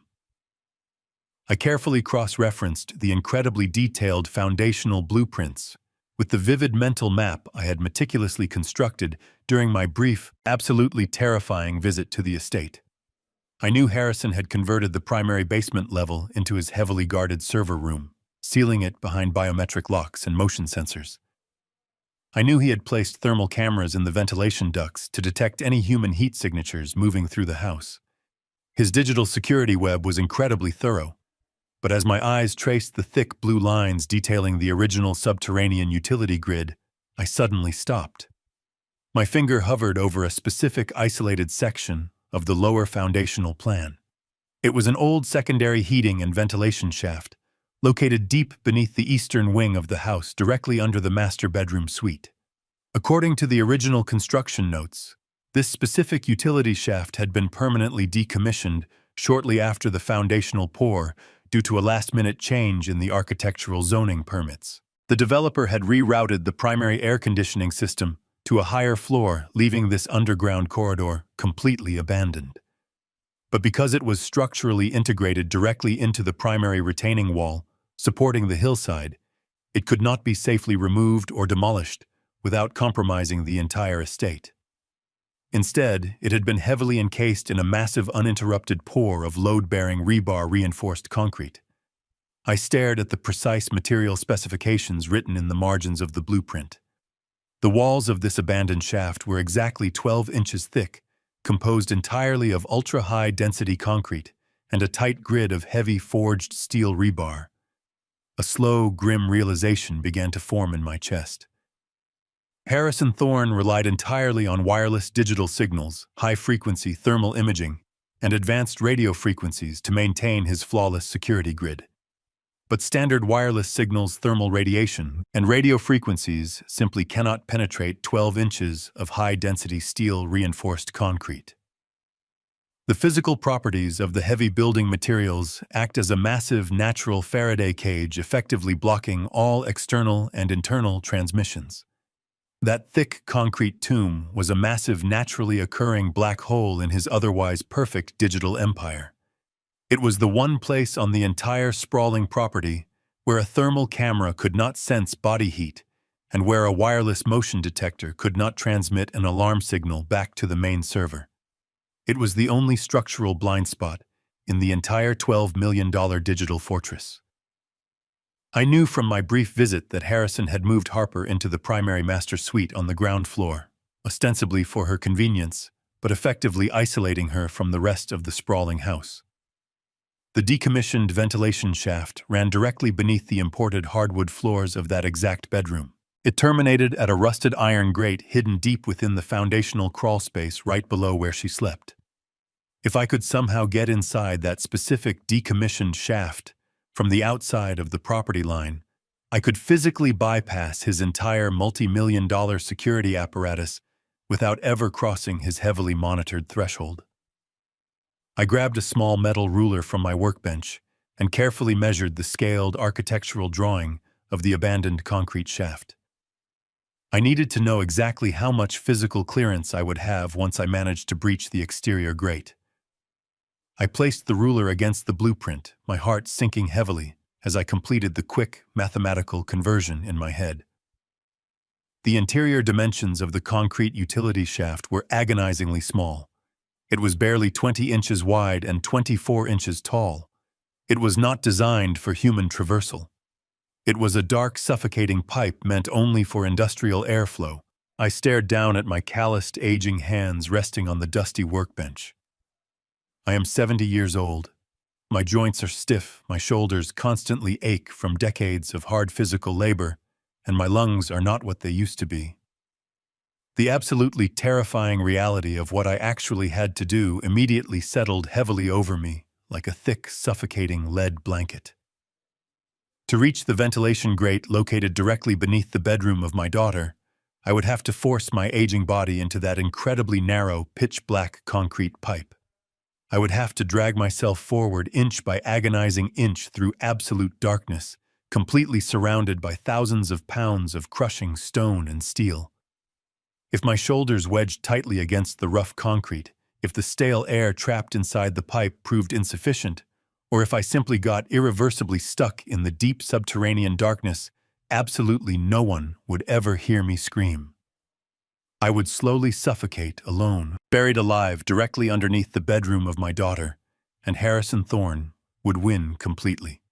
I slowly lowered my heavy head into my violently trembling hands, finally realizing with absolute, deeply terrifying clarity that to save my only beautiful child, I was going to have to willingly crawl straight into a suffocating, claustrophobic concrete tomb. The morning sun was blinding by the time I finalized my desperate strategy. Digital hacking would fail against the massive defenses Harrison had installed. My only option was a physical breach during a controlled blackout. I drove to a municipal maintenance yard. It was easy to slip into the unsecured locker room while the shift crews dispatched their trucks. I borrowed a faded yellow water department uniform complete with a hard hat and reflective vest. It was perfect urban camouflage. No one questions an old man in a yellow vest holding a heavy wrench. I parked my sedan a quarter-mile down the hill from the Thorne estate. I put on the stolen uniform, grabbed my canvas tool bag, and began the grueling walk up the winding road. The midday heat was punishing, but I kept my head down, moving with the slow pace of a tired city worker. I approached the subterranean utility junction box located on public land outside the massive steel security gates. This box housed the main water supply lines and the primary electrical conduits feeding the backup generators. I knelt beside the steel access panel, snapping the cheap padlock with my pry bar. I pulled the metal cover aside, exposing a massive web of rubber pipes and copper wiring. By tampering with the high-pressure water valve and forcing a surge of pressurized water directly into the electrical conduit housing, I could trigger a short circuit. The resulting power surge would trip the main breakers at the municipal substation, knocking out the neighborhood grid. Harrison's system would detect the failure and switch to the backup generators. I had calculated the physical lag time. I would have exactly 10 minutes of darkness before the diesel generators, fully engaged, and rebooted the digital panopticon. I gripped the heavy steel water valve, taking a deep breath of summer air. I violently wrenched the heavy wheel, left snapping the pressure seal. A jet of highly pressurized water exploded outward, soaking my uniform instantly. I forcefully directed the stream straight into the electrical housing. The reaction was immediate and violently spectacular. A shower of bright blue sparks erupted from the wiring, followed by a loud crack that sounded like a rifle shot. The street lamps lining the road instantly died. I looked up the hill. The pulsing amber security lights surrounding the Thorne estate flickered before plunging into absolute darkness. The 10-minute countdown had begun. I grabbed my canvas bag and ran. I abandoned the methodical walk, sprinting through the tree line bordering the property. My 70-year-old lungs burned with every sharp breath, but adrenaline pushed me forward. I navigated the steep, rocky perimeter, moving rapidly through the thick brush until I reached the concrete retaining wall anchoring the eastern wing. I dropped to my knees, frantically digging my gloved hands into the damp soil accumulated at the base of the slab. I pushed aside layers of dead leaves and wet dirt until my fingers scraped against cold, rusted iron. It was the exterior grate of the decommissioned ventilation shaft. I jammed the flat edge of my steel pry bar behind the heavy iron rim. I braced my boots against the solid concrete wall, putting my entire body weight into the lever. The ancient rusted bolts shrieked in protest, the horrible sound echoing loudly in the silent, darkened forest. I gritted my teeth, pulling back with every ounce of strength I possessed in my aching shoulders. With a loud snap, the iron grate gave way, falling backward into the wet dirt. I aimed my flashlight into the narrow opening. The beam barely penetrated the thick, suffocating darkness. The square concrete tunnel was incredibly small, measuring 20 inches across. It looked like a crushing tomb. I took one last deep breath of the night air, forced my shoulders down, and pushed myself head first into the pitch-black tunnel. The transition was shocking. The heavy concrete walls instantly pressed aggressively against my shoulders and hips, severely restricting my movement. The air inside the shaft was completely dead thick, with decades of accumulated dust and the metallic taste of old rust. I dragged myself forward, using my elbows and the tips of my boots, moving inch by agonizing inch into the crushing darkness. Every joint in my aging body screamed in violent protest. The rough concrete scraped mercilessly against my back, tearing through the fabric of my stolen uniform. The dense, unyielding walls felt like they were closing in on me, threatening to crush my chest and permanently bury me beneath the massive weight of the estate. Blinding panic began to rise in the back of my throat. My breathing became rapid and shallow, the thick dust clogging my desperate lungs. I stopped moving, squeezing my eyes shut in the total darkness. I was suffocating. I could not do this. I was too old, too frail, too terrified.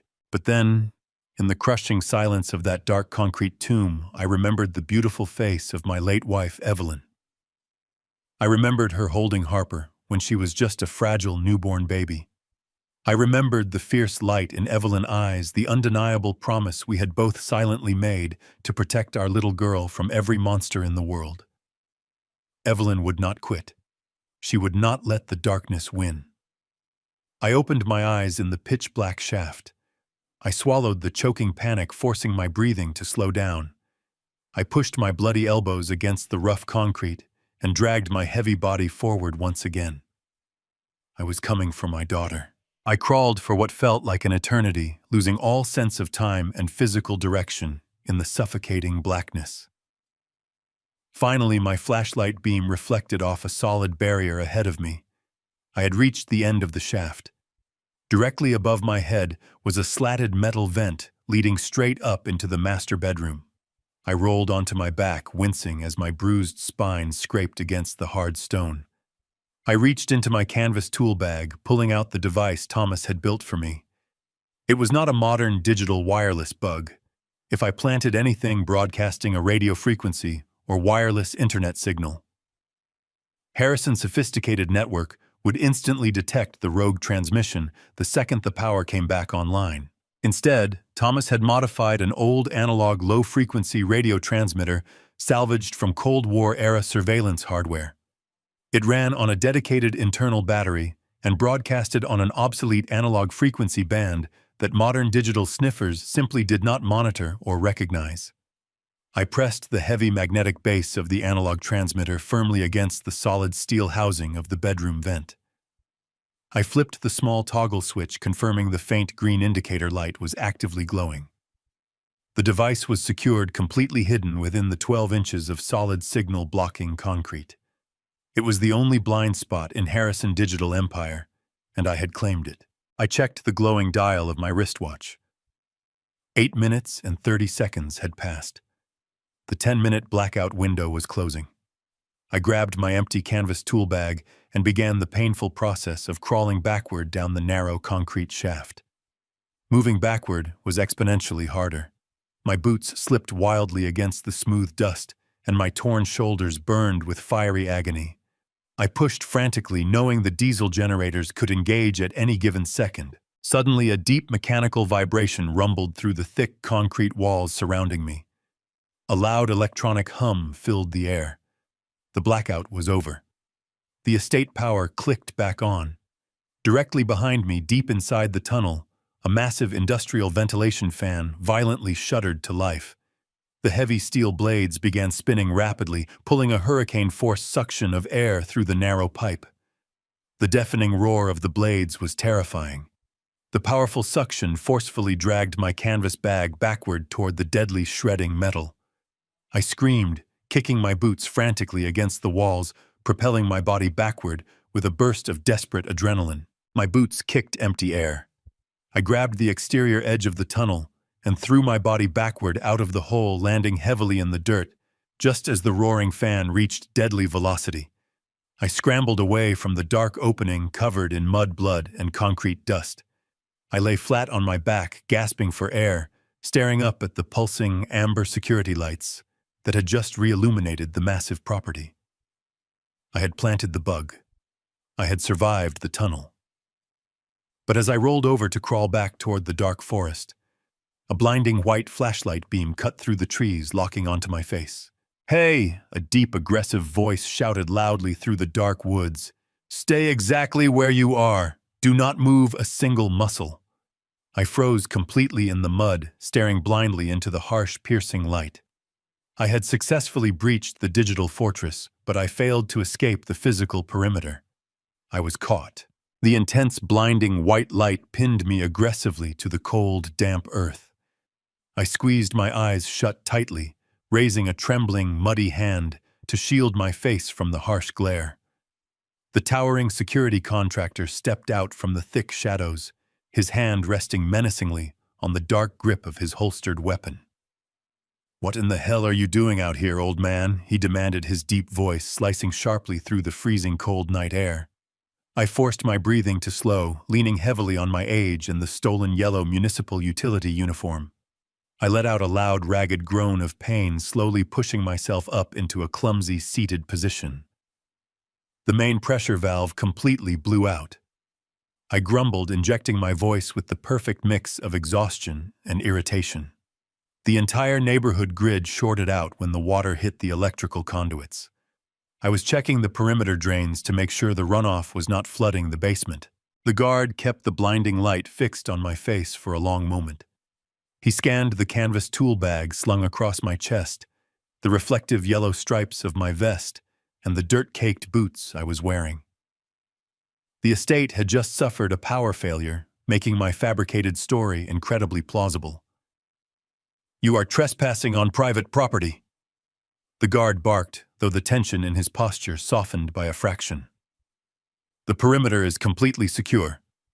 Get your gear and get back to the public road immediately before I call the local authorities." I nodded my head, slowly offering him a tired, apologetic wave. "Just doing my job tonight, buddy. I will get right out of your hair." I turned my back, forcing myself to walk at a slow pace down the rocky hill, resisting every instinct that told me to sprint. I felt his flashlight tracking my movements until I crossed back over the property line. I reached my sedan, threw the canvas bag into the trunk, and immediately drove away from the wealthy suburbs. I navigated the dark roads until I reached a desolate commercial parking lot about 1 mile away from the sprawling estate.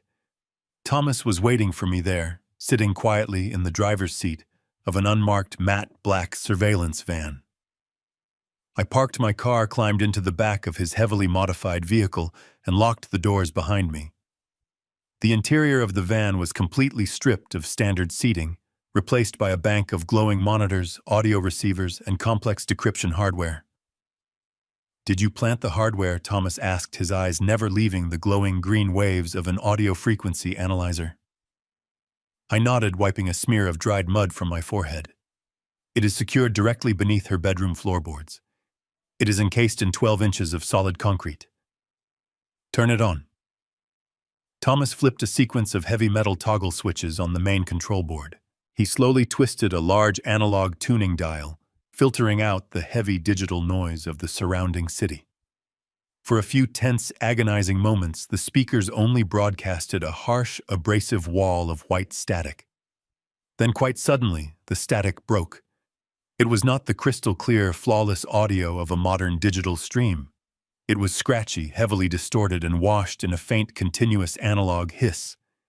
But through that veil of vintage radio interference, the unmistakable sound of a heavy door slamming shut echoed loudly inside the small van. I held my breath, leaning forward until my face was merely inches away from the primary speaker. Harper Harrison's voice crackled through the analog speaker. The sickeningly sweet, manufactured tone he used for the public was completely gone. His voice was a low, vibrating growl of pure, unrestrained malice. "Do you have any idea how close you came to ruining everything today? Your clumsy, pathetic little display in the kitchen in front of your father was absolutely unacceptable."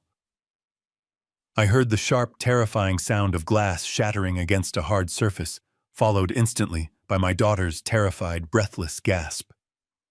"I am sorry," Harper sobbed, her voice trembling so violently it physically hurt my heart to hear it. I was just startled. "I am so tired, Harrison. Please just let me sleep. You do not get to sleep." Harrison snapped his heavy footsteps, pacing aggressively back and forth across the hardwood floor, directly above the hidden microphone. "You do not get to be tired. You are my wife. You are the beautiful, flawless, smiling face of this operation. You have one simple job, Harper. Just one. And yet you cannot even manage to hold a simple glass of water without acting like a frightened animal." I heard the sickening sound of a heavy physical impact, a solid strike that forced a sharp, muffled cry of pure agony from my daughter. My hands balled into tight fists, my fingernails drawing fresh blood from my palms. I wanted to rip the heavy metal door off the van, drive my car straight through his massive steel gates, and tear him apart with my bare hands. Thomas placed a firm restraining hand on my shoulder, his grip tight and grounding. "Listen," Richard Thomas whispered urgently. "Listen to what he is saying." "You think I am just some lucky software developer?" Harrison sneered, his voice dripping with absolute poisonous arrogance. "You think I built this massive empire by simply selling smart home convenience to wealthy idiots? You are just as naive as your pathetic father. The entire smart home ecosystem is a flawless, invisible Trojan horse." The audio feed hissed with static, but his terrifying confession cut through the noise with chilling clarity. Every single politician, every rival, corporate executive, and every wealthy elite who purchased my proprietary security system unwittingly paid me millions of dollars to wiretap their own private sanctuaries. The system does not just regulate the temperature and turn on the lights, Harper. It actively records every single whispered conversation, every illicit affair, and every corrupt backroom deal. The thermal imaging cameras, the biometric scanners, and the wireless network sniffers harvest a continuous stream of deeply compromising data. I have compiled massive encrypted digital dossiers on the most powerful, influential men in this country. I do not sell software, Harper. I sell silence. I run the largest, most sophisticated, and entirely invisible blackmail ring in the modern world. My blood ran completely cold. The sprawling $12 million estate was not a testament to his legitimate technological genius. It was a massive, highly fortified command center for a staggering criminal enterprise. The millions of dollars moving through the offshore wire transfers on the decrypted USB drive were not legitimate corporate profits. They were extortion payments. They were massive sums of untraceable blood money extorted directly from powerful men who were absolutely terrified of having their darkest secrets exposed to the public. Harrison Thorne was not a tech visionary. He was a digital parasite feeding on the corruption of the elite. "And you," Harrison continued, his voice dropping to a sinister, mocking whisper, "you had to go snooping where you did not belong. You were just looking for your stupid wedding registry documents, and you managed to stumble blindly into the primary physical server room. You saw the ledger. You saw the video files. You saw exactly what I truly am." A very heavy, suffocating silence filled the audio feed, broken only by Harper's quiet, desperate weeping. "That is exactly why we rushed the wedding, my sweet, beautiful bride," Harrison said, his tone thick with cruel satisfaction. "I could not simply dispose of you after you discovered the truth. It would have drawn far too much unwanted attention. But a legal marriage solves everything. Your highly respectable working-class family background provides the absolute perfect shield of wholesome legitimacy for my public image. And more importantly, the sacred legal doctrine of spousal privilege completely prevents you from ever testifying against me in a court of law. You are legally bound to me. You are trapped.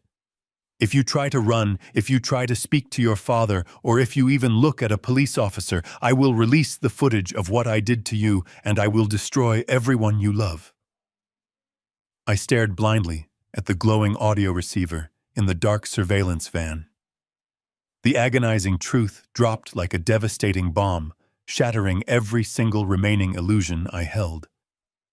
I finally realized my only beautiful daughter was not just enduring a highly toxic, abusive marriage.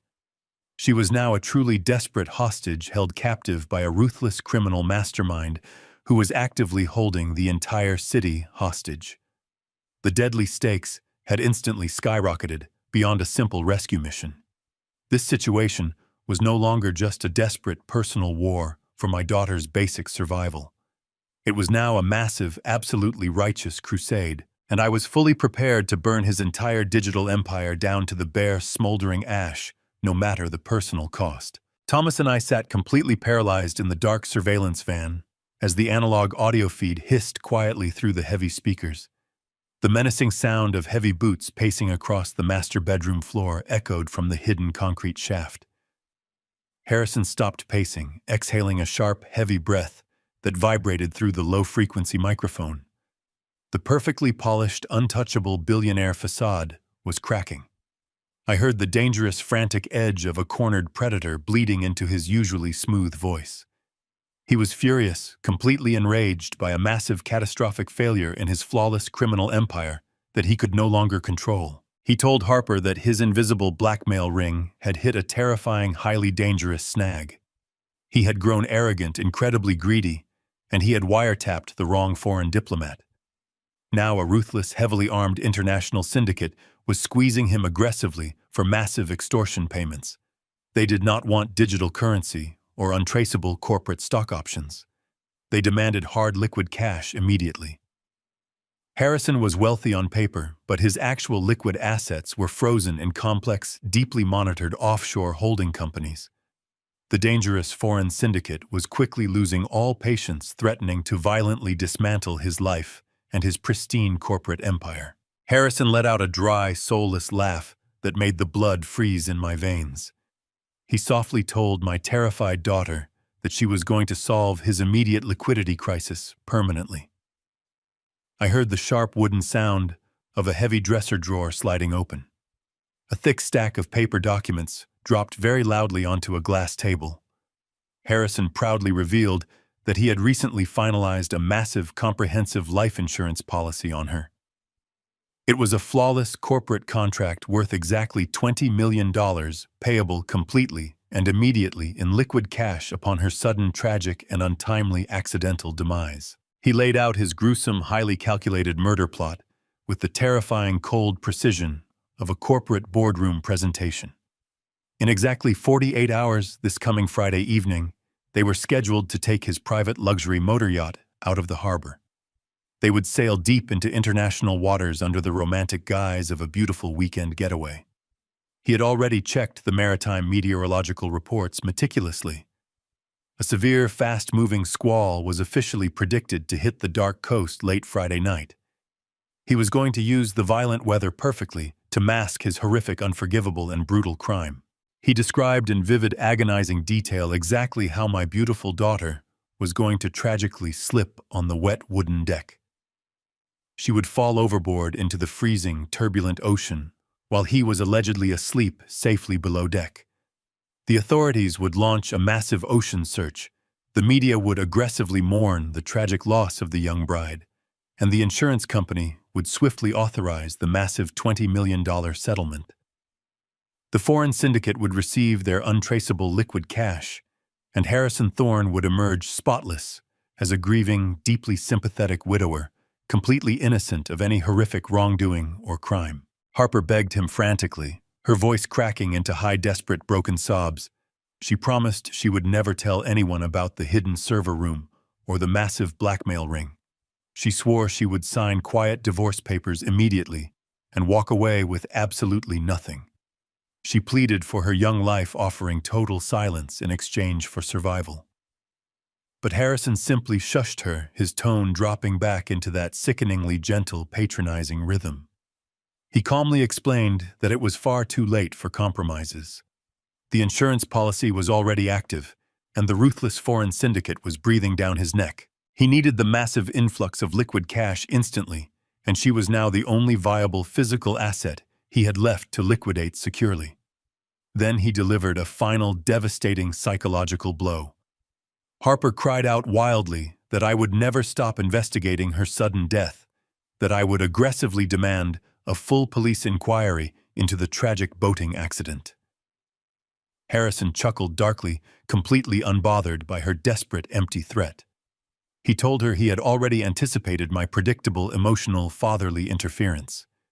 He had instructed his elite programmers to meticulously create a flawless, highly intricate, and totally damning digital paper trail. Over the past 3 weeks, while I was agonizing over her sudden isolation, his hackers had systematically routed $2 million in stolen, laundered cryptocurrency directly into my personal retirement accounts.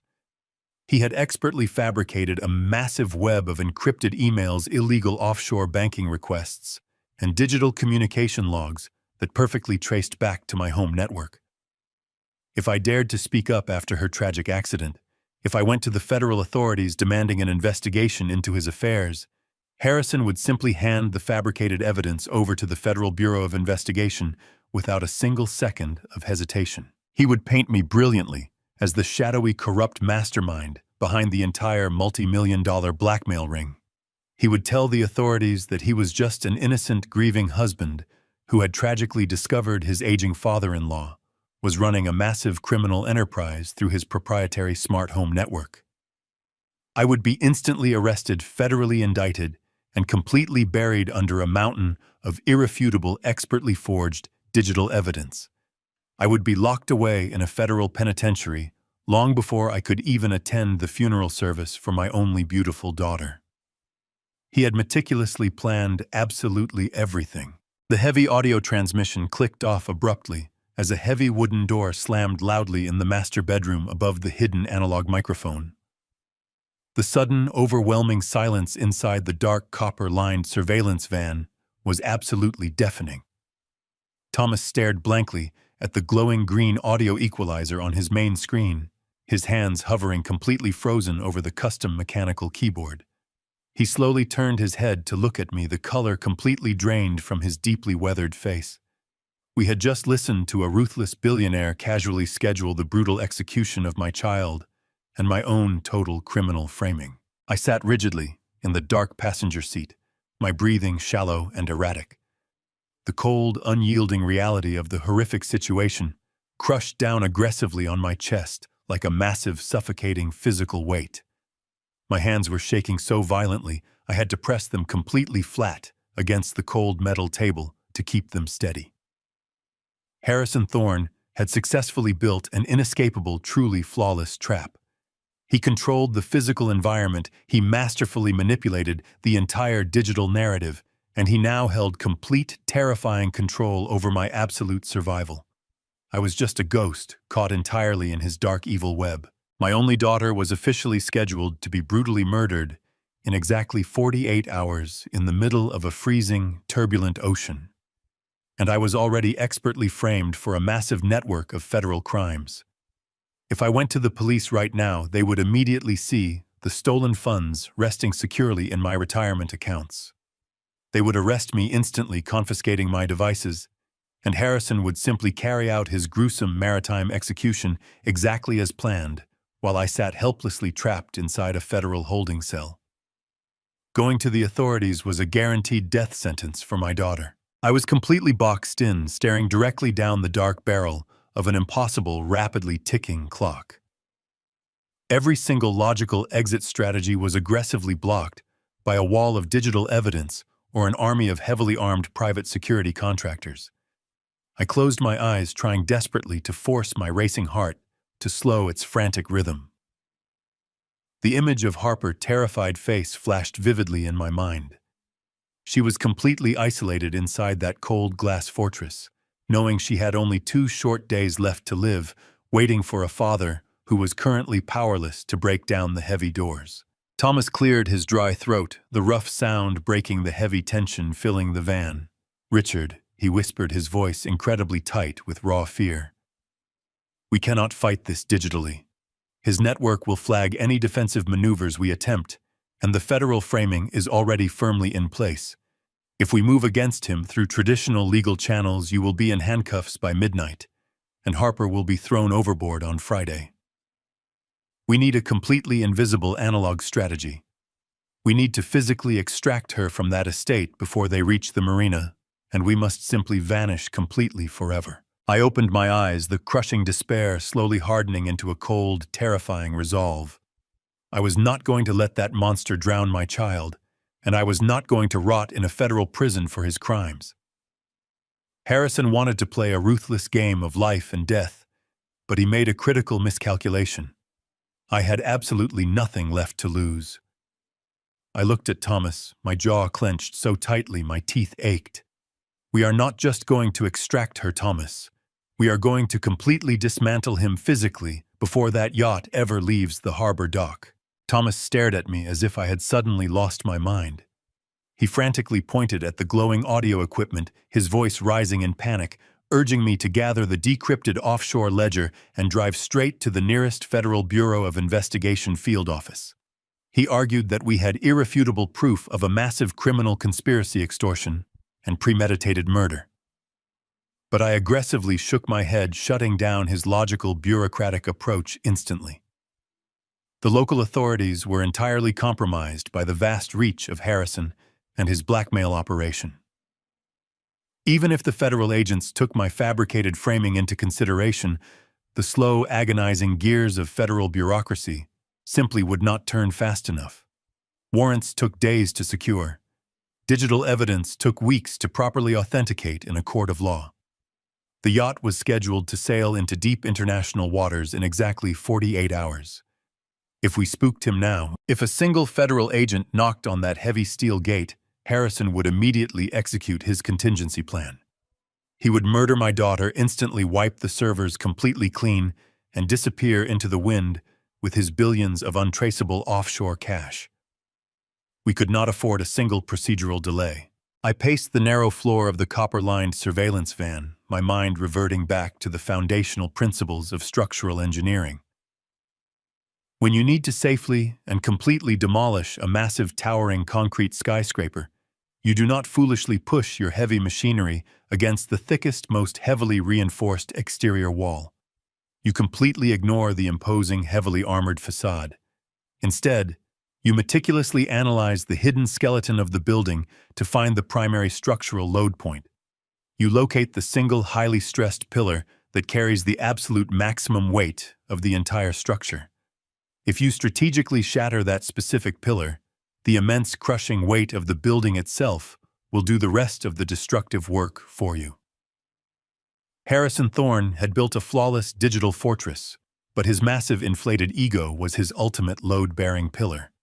His absolute arrogance, his deep-seated belief that everyone else was fundamentally inferior and entirely predictable, was the singular fragile point where his entire empire was highly vulnerable to a catastrophic total collapse. I just needed to use his own overwhelming vanity directly against him. I needed him to actively invite the demolition crew right through his heavily guarded front door. I sat down at the heavy steel desk reaching for my cellular phone. I closed my eyes, forcing the hot, blinding rage deeply down into my stomach, locking it away securely. I had to deliver the absolute performance of my entire life. I had to become the exact pathetic, broken, and completely clueless old man that Harrison so thoroughly believed me to be. I dialed his direct personal number, my thumb trembling slightly as the phone began to ring. He answered on the fourth ring, his voice smooth, confident, and dripping with that same manufactured artificial warmth. "Richard, what a completely unexpected surprise to hear from you so soon after your unannounced visit." I took a deep, shuddering breath, deliberately injecting a pathetic, wet quaver into my aging voice. "Harrison," I began, letting a soft, authentic-sounding sob break through my words. "I am calling to sincerely apologize. I was sitting here alone in my empty house and I just realized how foolish and intrusive I have been. I am just a lonely old man who misses his little girl. But my behavior today was completely out of line. I was disrespectful to your household, and I deeply regret it." The silence on the line stretched for a long, agonizing moment. I could practically hear the arrogant satisfaction swelling inside his dark, twisted mind. He loved hearing me beg. He loved the absolute submission. "Well," Richard Harrison finally replied, his tone heavy with sickening magnanimity, "I appreciate your apology. Marriage is a delicate transition, and we simply need our private space to establish our new life together." I pressed forward, pouring every ounce of pathetic desperation I could muster into the phone. "I know, Harrison. I know you are a brilliant, busy man, and you provide a wonderful life for my daughter. I just want to make things right between us. I want to build a real bond with my new son-in-law. I heard Harper mention you were taking the private yacht out this coming Friday for a weekend cruise. Please, Harrison, let me come along. Just for the weekend. I promise I will stay out of your way. I just want to see my daughter smile, and I want to genuinely toast to your new marriage. I am begging you to give this foolish old man a second chance to be a supportive part of your family." I held the phone tightly against my ear, listening to the quiet, rhythmic breathing of a cold-blooded killer, calculating his next tactical move. I knew exactly what was running through his arrogant, highly analytical mind. He was weighing the statistical variables. On one hand, having me on the boat was a minor physical inconvenience. On the other hand, my sudden tragic death alongside his beautiful bride would completely eliminate the only remaining loose end in his elaborate, deeply criminal framing operation. To an arrogant psychopath like Harrison Thorne, the dramatic narrative was simply too perfect to resist. He would gleefully stage a horrific, devastating maritime accident. An aging, desperate father tragically drowning while foolishly attempting to save his beloved daughter from a sudden storm in the dark ocean. It would completely solidify his public image as the devastated, solitary survivor of a massive, unthinkable family tragedy. The media would absolutely consume the story, and the insurance payout would clear perfectly without a single question asked. He figured a lonely old man was completely entirely under his thumb, just another easily manipulated pawn in his grand evil design. Richard Harrison said softly, his voice echoing with a dark, terrifying amusement that chilled me to the absolute bone. "I think that is a truly wonderful idea. We would absolutely love to have you join us on the water this Friday. We will leave all this silly tension behind us and finally become a real united family." I thanked him profusely, my voice shaking with fabricated gratitude, and ended the call. I lowered the phone, staring into the dark, quiet space of the surveillance van. The deadly invitation was officially secured. The trap was permanently set. Thomas looked at me, a grim, silent acknowledgement passing between us. He knew the terrifying magnitude of the impossible task I had just actively initiated. I had just voluntarily placed my own physical body directly inside the lethal crosshairs of a ruthless, highly resourced sociopath. But I was absolutely not going to walk onto that massive, luxurious death trap completely unprepared. I turned to my trusted ally, my mind rapidly assembling the intricate mechanical details of my counteroffensive. Listen closely.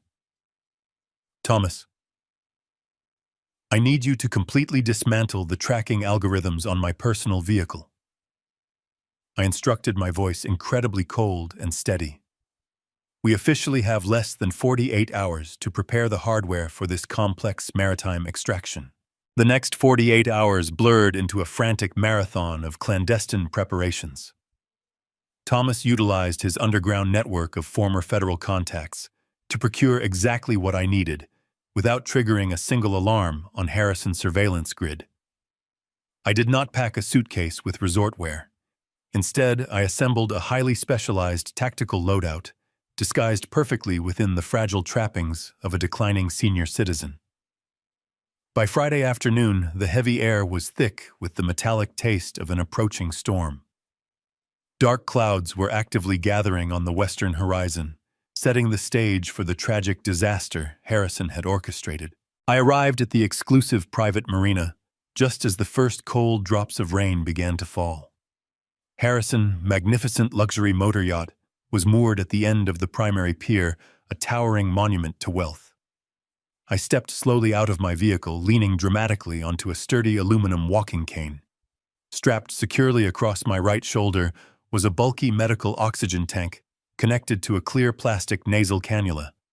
I forced my breathing to sound shallow and labored, projecting the pathetic image of a broken father clinging to the twilight of his life. Harrison stood proudly at the top of the polished teak boarding ramp, flanked by the same two armed private security contractors. He was dressed impeccably in expensive nautical wear, holding a glass of champagne. When he saw me shuffling up the wooden dock, dragging the heavy medical oxygen tank, a smug smile spread across his handsome face. In his predatory mind, I was walking blindly right into his elaborate execution chamber. Richard Harrison called out smoothly, raising his champagne glass in a mock toast as I struggled up the steep ramp. "You made it. I see you brought some extra medical luggage with you. I hope the sea air does not prove too strenuous for your delicate respiratory system." I paused at the top of the ramp, panting heavily, offering him a weak smile. My doctor insisted I bring the supplemental oxygen, just as a strict precaution. "Harrison." I wheezed, my voice trembling with perfectly manufactured vulnerability. My lungs have not been the same lately, but I could not miss this incredible opportunity to bond with my wonderful new family. Harrison chuckled darkly, stepping aside to let me pass. "Of course, Richard. We are going to have an unforgettable weekend together." I stepped onto the immaculate deck of the massive vessel. Harper was sitting quietly on a white leather sofa near the stern, completely swathed in a designer trench coat, despite the warm air. She looked pale, her beautiful eyes utterly devoid of hope. When she saw me dragging the oxygen tank, a flash of pure, agonizing despair crossed her face. She thought I had foolishly surrendered. She thought I was just as trapped as she was. I gave her a comforting nod, but she looked away, staring blankly out at the churning water. The heavy diesel engines roared to life beneath our feet, vibrating through the solid deck. The highly trained civilian crew expertly cast off the mooring lines, and the yacht began to glide smoothly out of the sheltered marina, heading directly toward the vast expanse of the open ocean. For the first 2 hours, Harrison played the role of the gracious host with absolute perfection. He offered me expensive drinks, pointed out the luxurious amenities of his floating palace, and spoke eloquently about his ambitious plans for his corporate empire. But as the towering skyscrapers of the city skyline shrank into indistinct gray blurs on the distant horizon, the atmosphere aboard the vessel began to drastically shift. The dark storm clouds had swallowed the afternoon sun, plunging the ocean into an ominous twilight. The wind was picking up, aggressively whipping the dark waves into high swells that rocked the yacht with increasing force. We had officially crossed the invisible maritime boundary. We were now operating in international waters entirely outside the immediate jurisdiction of the coastal authorities. This was the exact lawless environment Harrison required to execute his brutal plan without legal interference. Harrison stood up from his lounging chair, stretching his arms casually above his head. He pressed a small button on his digital wristwatch. Immediately, the captain voice echoed through the overhead speakers, announcing that the primary crew was retiring to the lower decks to wait out the squall. Within seconds, the deckhands vanished, sealing the watertight doors behind them. We were completely alone on the spacious upper deck. Just Harrison, his two security contractors, my terrified daughter, and a helpless old man tethered to an oxygen tank. The polite charade dropped instantly. The welcoming smile completely melted off Harrison's face, replaced by a mask of pure, unrestrained sadism. He reached smoothly behind his back, pulling a black semi-automatic handgun from his waistband. The weapon was equipped with a heavy metallic suppressor. He held it casually, the dark barrel pointing loosely toward the wooden deck. The two security guards stepped forward simultaneously, fanning out to block the port and starboard exits. Their hands rested firmly on their holstered weapons, their eyes scanning the churning ocean to ensure there were absolutely no witnesses for miles. Harper let out a terrified scream, instinctively curling her body tightly into the corner of the white leather sofa. I dropped my walking cane. It clattered onto the polished teak deck. I let out a loud gasp, clutching my chest as if the shock was triggering a massive cardiac event. Harrison laughed. It was a joyless sound that cut right through the howling wind. "Look at you, Richard," he sneered, closing the distance between us. "You are completely pathetic. I thought a man who built skyscrapers might possess at least a fraction of intelligence. But you are just a sentimental, foolish old man. You walked up my boarding ramp and begged me to bring you out to your watery grave. I did not even have to force you. You practically carried your own tombstone onto my boat." "Please, Harrison," I stammered, backing away slowly, forcing my hands to shake wildly. "I just wanted to see my daughter. Whatever she has done, please let her go. I will give you whatever you want." Harrison shook his head, his eyes burning with absolute arrogance. "I already have what I want, Richard. I have a $20 million insurance policy and a perfect digital paper trail proving you are the criminal mastermind behind my blackmail operation. When the Coast Guard recovers your drowned bodies from this storm, my problems will be permanently solved." He turned toward the sofa, grabbing Harper by the lapels of her heavy trench coat. He hoisted her to her feet, dragging her across the slippery deck toward the stainless steel railing bordering the violent ocean. The waves crashed heavily against the hull, sending freezing salt water spraying across our faces. Harper struggled weakly, sobbing in terror, but his grip was unrelenting. He pressed her against the metal railing, forcing her to look down into the churning abyss below. Harrison raised the suppressed handgun, leveling the barrel directly at the center of my chest. His finger rested lightly on the metal trigger. He smiled, savoring his moment of absolute control. "You should have stayed in your lane, old man." I did not flinch. I did not beg. I simply stood my ground on the slippery teak deck, feeling the freezing ocean spray lash against my face. Harrison smiled, his finger tightening incrementally on the metal trigger, anticipating my final, pathetic plea for mercy. Harper squeezed her eyes shut, sobbing into her hands, completely paralyzed by the sheer terror of the moment. I slowly lowered my hands from my chest, my posture shifting from that of a terrified, frail senior citizen to the rigid, grounded stance of a man who had spent 4 decades wrestling with industrial steel and heavy concrete.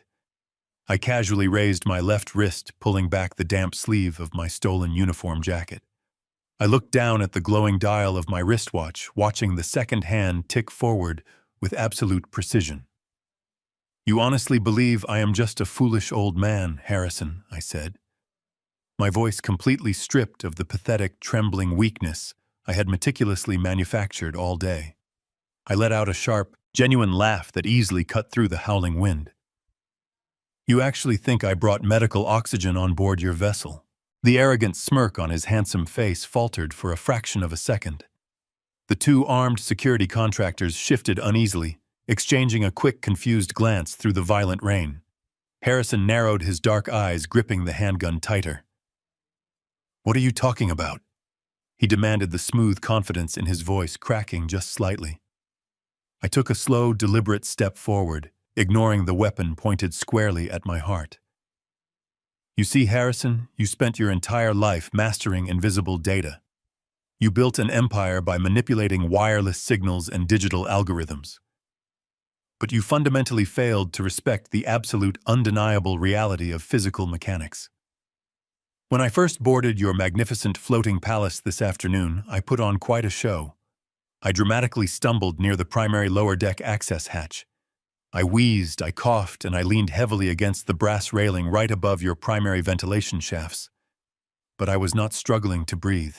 I was covertly feeding a highly pressurized, transparent rubber hose directly down into the primary saltwater cooling intake manifold of your massive diesel engines.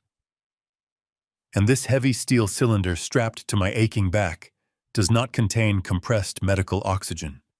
It is completely filled to the brim with a highly concentrated, delayed reaction, industrial-grade corrosive acid.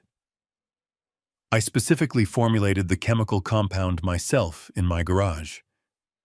It takes exactly 2 hours and 15 minutes for the acid to completely eat through the reinforced steel housing of an active high-temperature engine block. I looked back down at the ticking watch on my wrist, a cold, ruthless smile spreading across my face. And our time is officially up. Before Harrison could even process the words I had just spoken, a massive, catastrophic explosion violently rocked the entire vessel. The heavy teak deck violently lurched beneath our boots, throwing the two armed security guards completely off balance. A deafening metallic screech erupted from the lower engine room, followed instantly by the terrifying sound of heavy machinery forcefully tearing itself apart. Thick, suffocating plumes of toxic black smoke immediately billowed out from the lower ventilation grates, choking the turbulent ocean air. The corrosive acid had perfectly breached the highly pressurized cooling systems, causing the twin diesel engines to violently overheat and detonate within their confined steel chambers. The sophisticated electrical grid of the multi-million-dollar yacht fried instantly. The glowing navigation panels, the digital communication arrays, and the localized wireless security network immediately went completely dark. We were plunged into the chaotic gray twilight of the storm, entirely stripped of power. The vessel groaned heavily as a secondary internal explosion breached the lower hull. I knew the incredibly harsh reality of maritime physics. The boat was actively taking on thousands of gallons of freezing seawater, and it was quickly losing buoyancy. The two security contractors panicked, completely abandoning their tactical positions. They dropped their heavy weapons, scrambling frantically toward the life raft deployment stations at the stern, their loyalty to Harrison instantly evaporating in the face of imminent catastrophic drowning. Harrison stumbled backward against the metal railing, coughing violently, as the thick, black smoke rapidly engulfed the upper deck. He stared in absolute horror at the billowing clouds rising from the belly of his sinking fortress. While he was completely distracted by the catastrophic failure of his vessel, I firmly pressed my right heel down onto the solid wooden deck.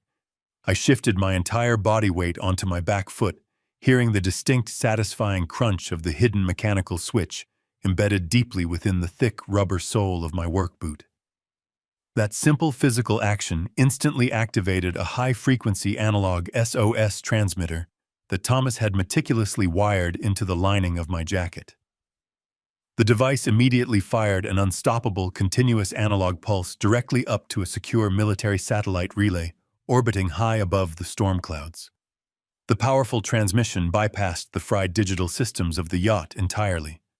Within seconds, Thomas was actively broadcasting our exact geographical coordinates, alongside the fully decrypted, highly incriminating audio files of Harrison's blackmail confessions directly to the federal authorities. The realization of his total destruction finally registered in Harrison's dark eyes.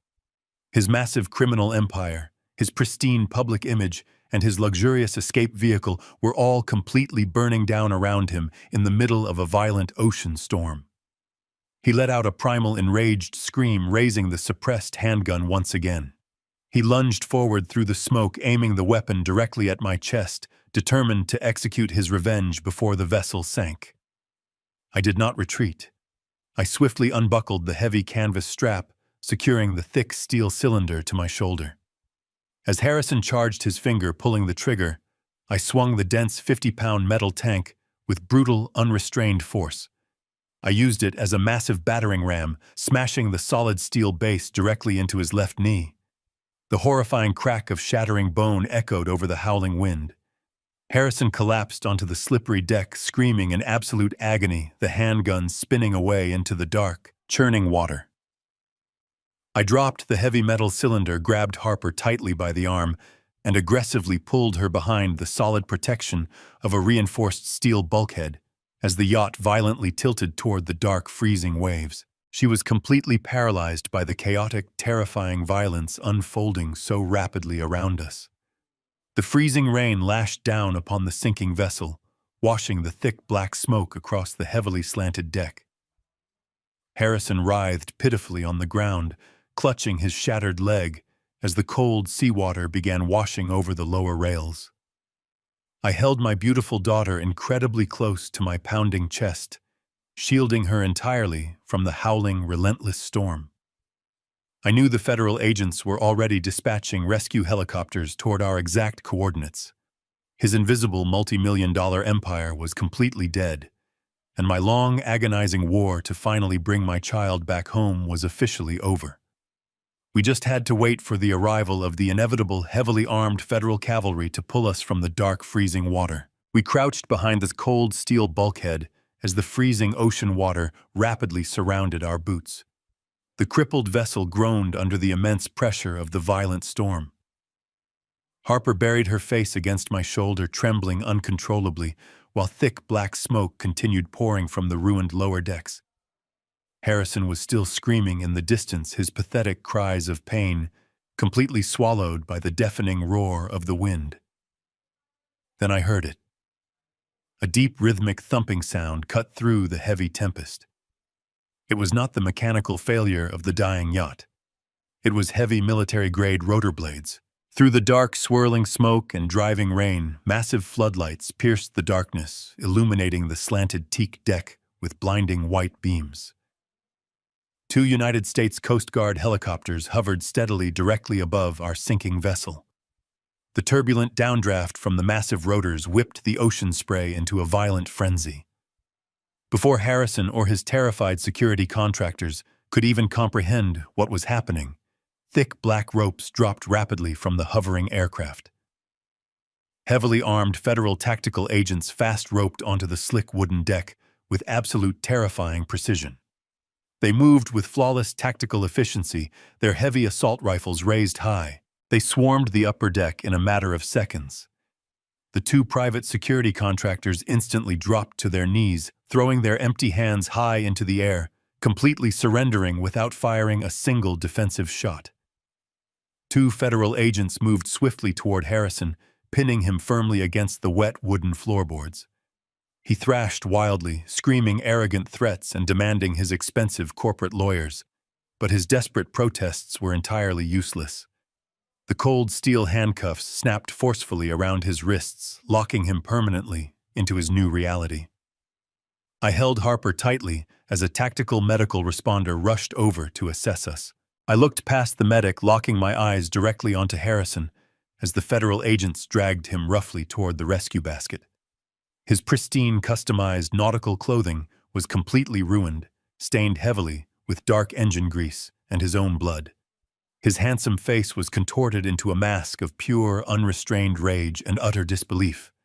He stared back at me, his arrogant mind clearly fracturing, as he tried to comprehend the absolute totality of his defeat.